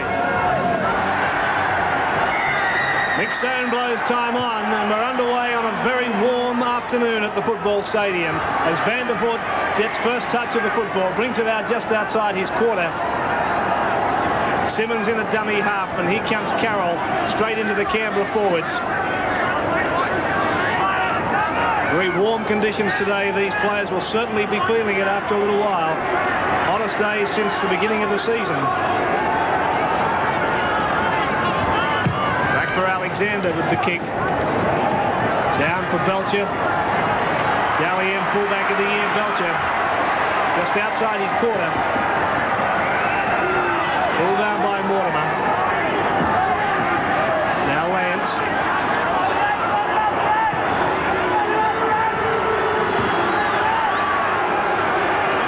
Wind is gusting a bit. Who's it favouring, Bill?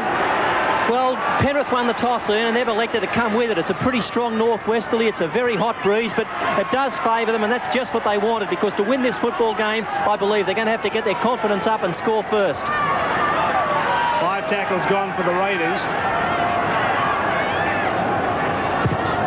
And Belcher finds some open space for the kick.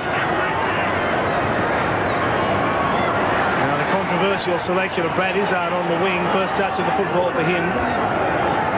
Inside the Penrith quarter as Bradley runs away.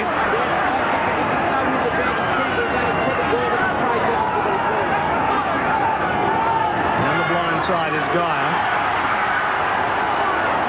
And he's lost the football, so some pressure for Penrith as Canberra get possession 10 metres inside the Penrith half. Away goes Lazarus. Now Coyne.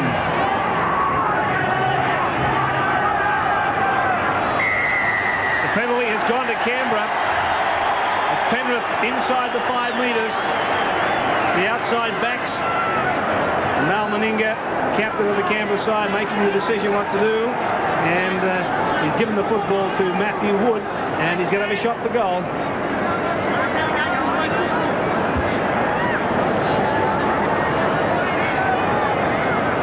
So Wood has this place just outside the quarter and about 11 metres in from touch. 17 goals is his tally for 1989. Can the Raiders get first points on the board? And Wood's kick is a very good one, right between the posts. So the Raiders go to an early lead over Penrith, 2-0.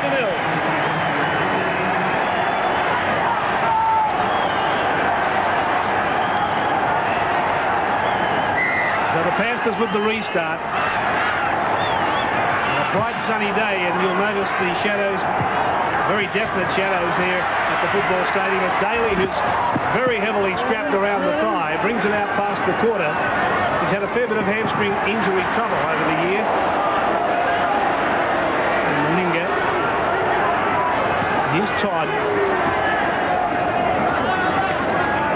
Well, have a look at these lower grades, and it's all Canberra at the moment, isn't it? Under 21s, they had a good win over Eastern Suburbs, 22 points to 8. They were leading Manly by a vast score, and finally Manly got up to 24, but still Canberra at 29. So congratulations to the Canberra club, new in the competition, but showing a great deal of depth. The kick taken calmly by Brad Izzard. And Baker gets to within 5 metres and runs into Mal Meninga. Goodness me, what an awful sight that would be. Here's Carroll, gets up towards the halfway mark and gets back slammed for his trouble. Heavy defence coming in from the Canberra forwards, and surely the forwards, Bill Anderson, is an area where Penrith really must dictate. Well, no chance of beating Canberra in the backs. You know, they're 1,000,000 to 1 if they don't get on top in the forwards. But, you know, and they're not without hope in this game, Penrith. I think they've got an improved side to what we saw last week. And if they get a good forward platform, that'll allow that man, Greg Alexander, to cut loose, and he is the potential match winner. Well, Matthew Wood to bring it away. Some tremendous hits coming in from the Canberra forwards. Let's see what the Panthers can come up with. Clyde. Down a short blindside out for Wood. Tries to step Izzard. Now it's Lance. Straight into Carroll and Simmons. They go across into Panther territory. Stewart. The ball was touched. O'Sullivan was onside. It couldn't fall for him. Ooh, gee, that was a close moment there. Baker. Driven backwards by Daly. Peter Sterling, White or who is going to decide this game? Well, I must agree with Billy Anderson. Obviously, from Penrith's point of view, Greg Alexander must play a major role. And I suppose looking at the Canberra side, they're going to be looking for plenty of involvement from Mal Meninga, coming in, taking a little bit of pressure off the forwards and just using his great ability and size. Now at the back for Simmons. Alexander pushing players off him. Geyer, the dummy. Sterling still when he took the ball, he wasn't coming onto it. Last tackle. Alexander again. Sits up on the first bounce for Belcher. Runs away from Vandervoort. He just manages to hang on with one arm. O'Sullivan. Wood. Lost the football.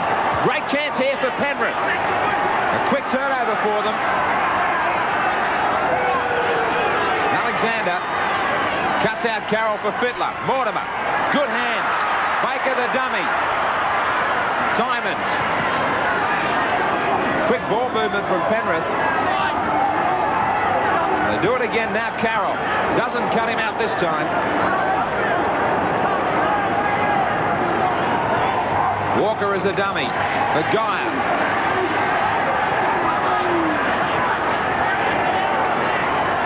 Only about 15 metres out from the Canberra line. Alexander for Fittler to step and keep on going. Back for Alexander now. He keeps it moving. Simons out for Baker. Back infield goes Mortimer. The defence holds. Once more it's the last tackle. Alexander, the bomb, won't go into the in goal. Offside as the ball fell for Fittler. He was on his way for the try line, but the Panthers were offside. Yes, a good bomb. It was a bomb that on the State Bank replay that looked the goods. The referee has spied some offside play there. The ball went out to Fittler on the rebound. This young man cleared away on the edge of the ruck and would have scored a try had it not been for the offside play. That's a bit of a desperate moment for Canberra. Stewart moves it away. I believe this Penrith pack have got to be much more constructive than they have been. They've got to do more than just run into the opposition. They've got to distribute the ball. Interesting to see if Geyer and Carroll can do that. O'Sullivan. Good for Clyde through the dummy. A big match last week, O'Sullivan. Now Walters.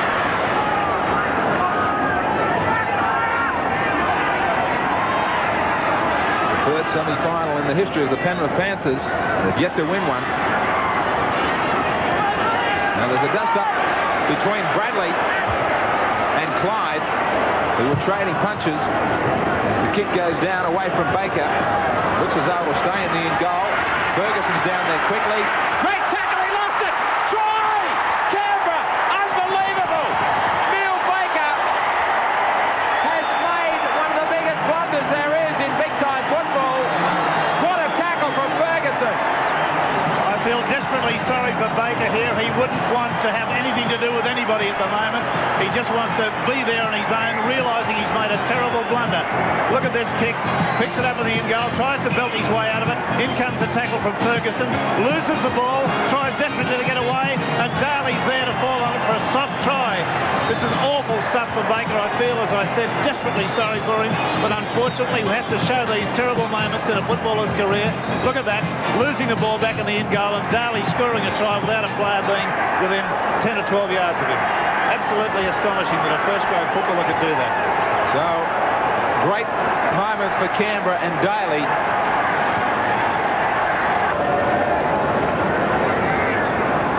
Matthew Wood now successful with his first attempt. Another one from out wide, kicks it beautifully, hits the upright. Score remains Canberra 6, Penrith 0. In this semi-final, all eyes will be on Neil Baker now to see if he can get over that. And he very nearly kicked the ball dead. It's come back for Clyde, though, bounced back for him. And Clyde caught by Vandervoort, just 10 metres out from the Canberra line. Lazarus, Peter Sterling, what do you do when you're Neil Baker? Well, you try and put that out of your mind. I know it's very difficult. It's a good test of Neil Baker's mental toughness now. You know, mental toughness is what's going to win this football game.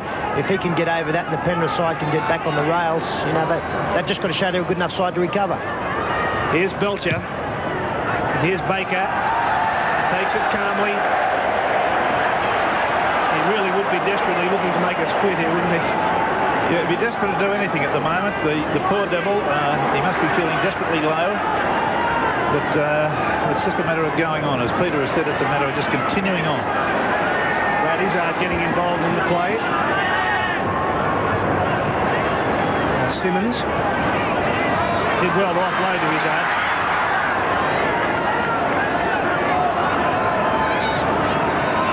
Here's Alexander. A little Dyer. A little dummy from Dyer. Looks back inside. Alexander was there, but he couldn't get the ball free. Well, there's got to be a penalty to Penrith there because Alexander was taken out of the play. I think the transgressor might have been Sullivan. No, it was Stewart. But nonetheless, the penalty goes to the Penrith side around about 10 metres out from the quarter. So Baker gets a chance to redeem himself a little with this shot for goal. 11 metres in, 32 metres out.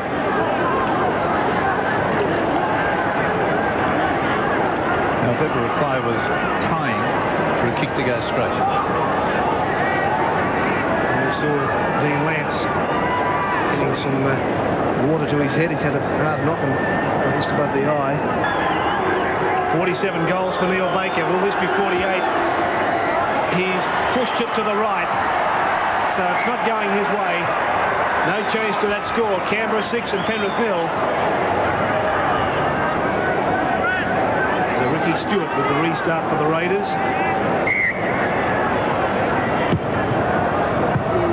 Well taken by Matt Goodwin.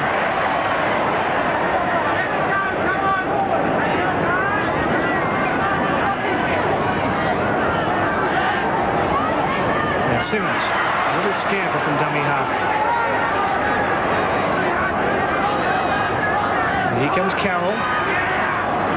They're just running one out at the moment, though. That's the thing that concerns me, and losing the possession, although that must have been stolen from him by the Canberra side. Coyne's got up and... Well, Coyne's the main transgressor there. See the left arm over the body? That would have been fiddling around for the ball, and it's come loose. Well, there's Dean Lance. We saw him getting attention. He's still in trouble, Bill. He's got a bad head cut, and Mark Lowry in 41's warming up. Now, obviously, the trainers have had a look at him, and they're deciding whether he can continue or come straight to the head bin. But from the looks of things, he's decided to play on. He's a tough cookie, Dean Lance. Now, Neil Baker, with an easier attempt to put 2 points on the board for the Panthers. This is just outside the right-hand upright. Unsuccessful with his first one. but successful with his second, and the Panthers are on the board. So it's Canberra now 6 and Penrith 2.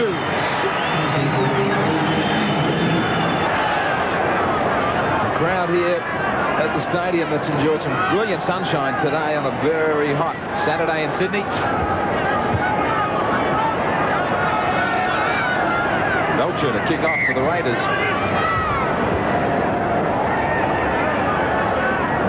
Down for Geyer. He winds himself up.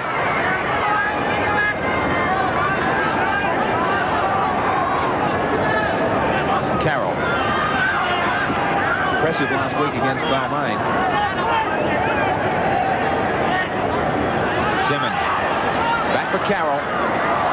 Ball was away for Vanderbilt, but they've lost it.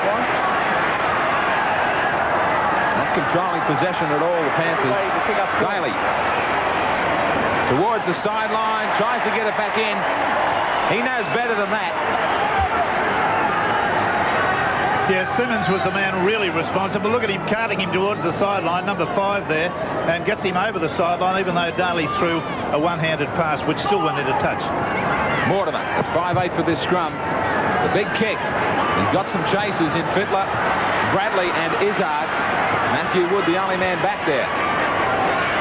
To the outside of Fittler. He won't get away from him. Glide away for Ferguson. Not the start of one of his great runs. Bradley puts paid to that. Clyde.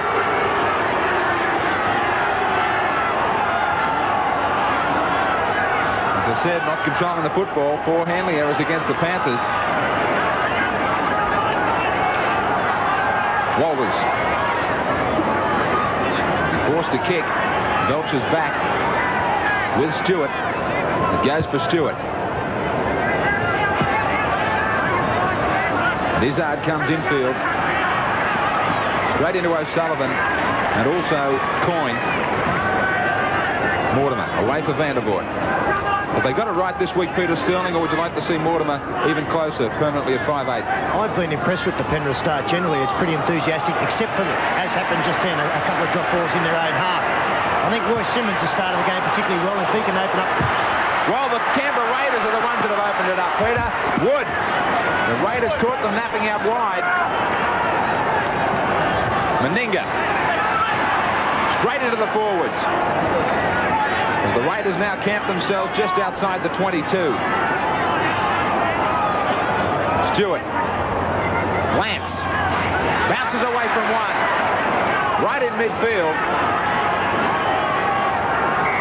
Stewart for O'Sullivan.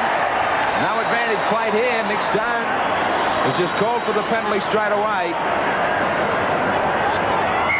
Well, they'll be penalised a further 10. Alexander's got 5 in the sin bin. Crazy. That's crazy football from Alexander. The Raiders will just settle down now and go for goal. They're a man short.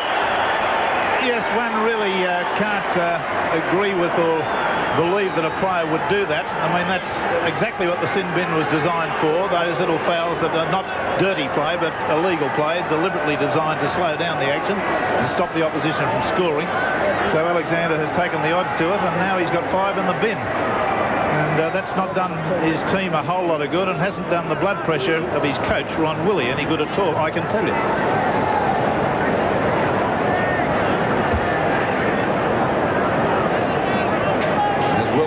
Discussing the Alexander sin binning. 10 metres in from touch for Matthew Wood. 1 from 2. His second attempt from right out near the sideline. Hit the upright. This one's not going to hit the upright. Just saves it. Score remains Canberra 6, Penrith 2. Alexander comes back from the sin bin. Right on halfway. And his Canberra backline continuing where they left off last week. Johnny Ferguson.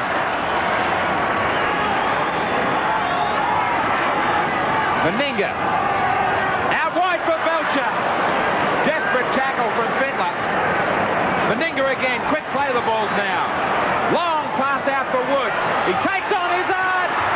He beats him. He'll score. The Raiders backline has cut loose again. Try. They're throwing it around. They've got their fans on their individual work there by Wood, which notes him down as a player of infinite quality. Now watch the pass go out. Izzard comes. He's got him tempted against the sideline, but pulls off a very, very insecure tackle. A tackle that was non-event. There was cover there from number 12, but still he comes around, goes desperately close to the touch and goal line. Or the dead ball line, rather. Here's Meninga, who seems to me to be the ideal player for a winger, ideal centre for a winger. He gets Wood on the outside of his man. Izzard is trailing all the time, but watch carefully as this young fella comes around and scores the try, just how close he goes to the dead ball line. Well, it's only a matter of a split second there, and he's the try could have been disallowed. He could have been, that's where we could have another judge to rule on these situations, because the referees back in the field of play couldn't possibly have seen that.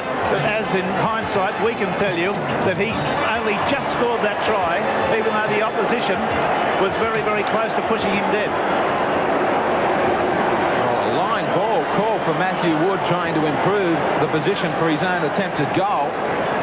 That one will be talked about.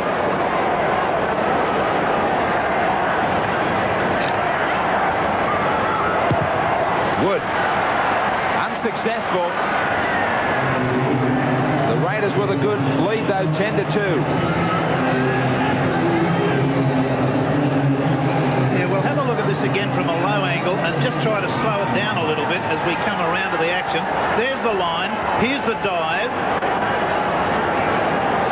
Gee whiz, that's close. I really, I've had 3 looks at that, and I can't tell you with any great authority that he scored the try. But the try has been allowed, and I commend the New South Wales Rugby League to have a look at that situation, because it will be very relevant to having a touch in goal, an in-goal umpire. Great defence from Penrith. They nearly forced Wood back into his own in-goal, from one end to the other. Ironic that Michael Stone was quoted during the week as saying that he certainly wouldn't knock back some extra help in that in-goal area. 56 tackles they've had the football for, the Raiders. 47 for Penrith. So are we going to see the Panthers out of the semi-finals? Poor start for them. Stewart. Long torpedo down to the Penrith quarter. Simons. Daly and O'Sullivan have got him. You could almost in your sleep just say Sullivan will be there, because he always is. Great tackle from Dean Lance. Baker runs away from dummy half. Lance has got him too. George Peggins doesn't seem to be too interested in the form of either of these sides up in the stand. He's maybe just checking the starting lineups for the big one tomorrow. We'll see all that action of the major semi-final between Balmain and Souths from 6 o'clock. Great game it's going to be. Now they're set to kick. Alexander away for Baker. He kicks down towards the sunshine. And Gary Belcher, who's made his presence felt in this game so far with a couple of nice runs. Now this is on to Wood. So 2 controversial tries scored. As Meninga is still able to offload to Belcher. 5 metres from the halfway mark. Todd takes play over the halfway.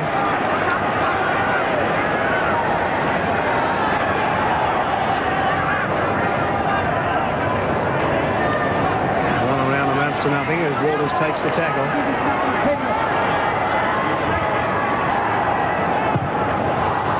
And the kick for touch is just going to miss. So perilously close. Izzard is able to pick it up in the in goal and bring it out. So again, they're chasing pretty well, Pete Sterling. Yeah, it's one of the strengths of the Canberra game. Obviously, with Ricky Stewart belling them down, the kick is only as good as the chase, and Canberra chased very well. You saw when Penrith kicked out to Gary Belcher, they ran it back 30 yards, and it's just a huge advantage territorially.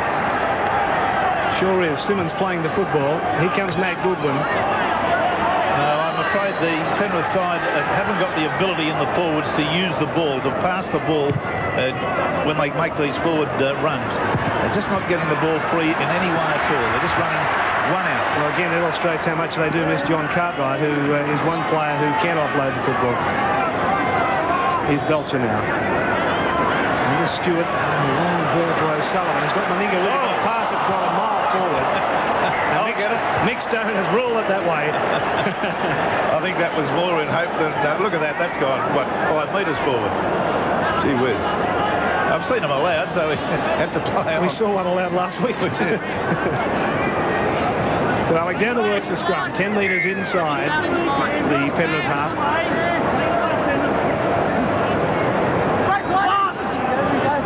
Alexander blindside into the gap. He's got support from Izzard. This is going to be a try. Brett Izzard is going to score, trying to improve his position a little, but the Panthers are back. Put that down to Alexander down that blindside. Always dangerous. A classic try, a standard try, as we've seen now with the lock forwards having to stay in the scrum. There's Alexander, runs on the blind side. The lock forward having to stay in the scrum is a little bit late coming out. He runs to the fullback and offloads the football to his wing three-quarter, who's unmarked. Now, we've seen a number of these tries scored this year. They're from set scrums when the teams have got to be wide apart, the 5 metres apart, and the lock forward has to stay in. So there it was, a very well-organised try. Ron Willey will be beaming over that one because Izzard has scored it without an opponent being anywhere near him, not within a ball's roar of him, were they? A very simple try, as it turned out. He's got the idea and comes round and selectively puts the ball down. That's a good fight back immediately from the Penrith side. And only 3 tries to Brad Izzard in the top grade this year because he hasn't been used all that often, which has led to speculation that perhaps he'll be seeking a release from the club during the off-season. Now Neil Baker on the junction of the quarter line and the 10-metre mark.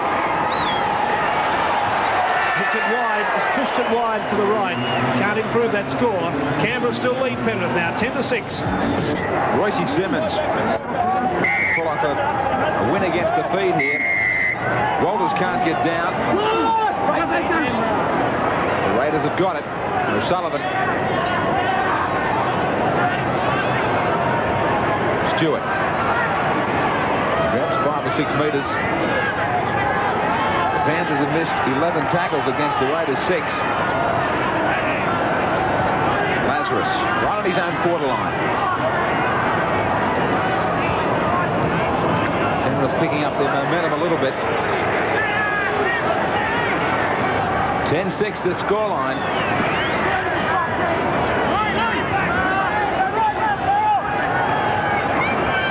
Stewart with the kick. A long one. In and out of the shadows. Magnificent from Stewart. That really takes the heat off. Yes, State Bank replay again. We're seeing some great kicking here from both sides. This one comes about with Ricky Stewart getting the right foot to it, driving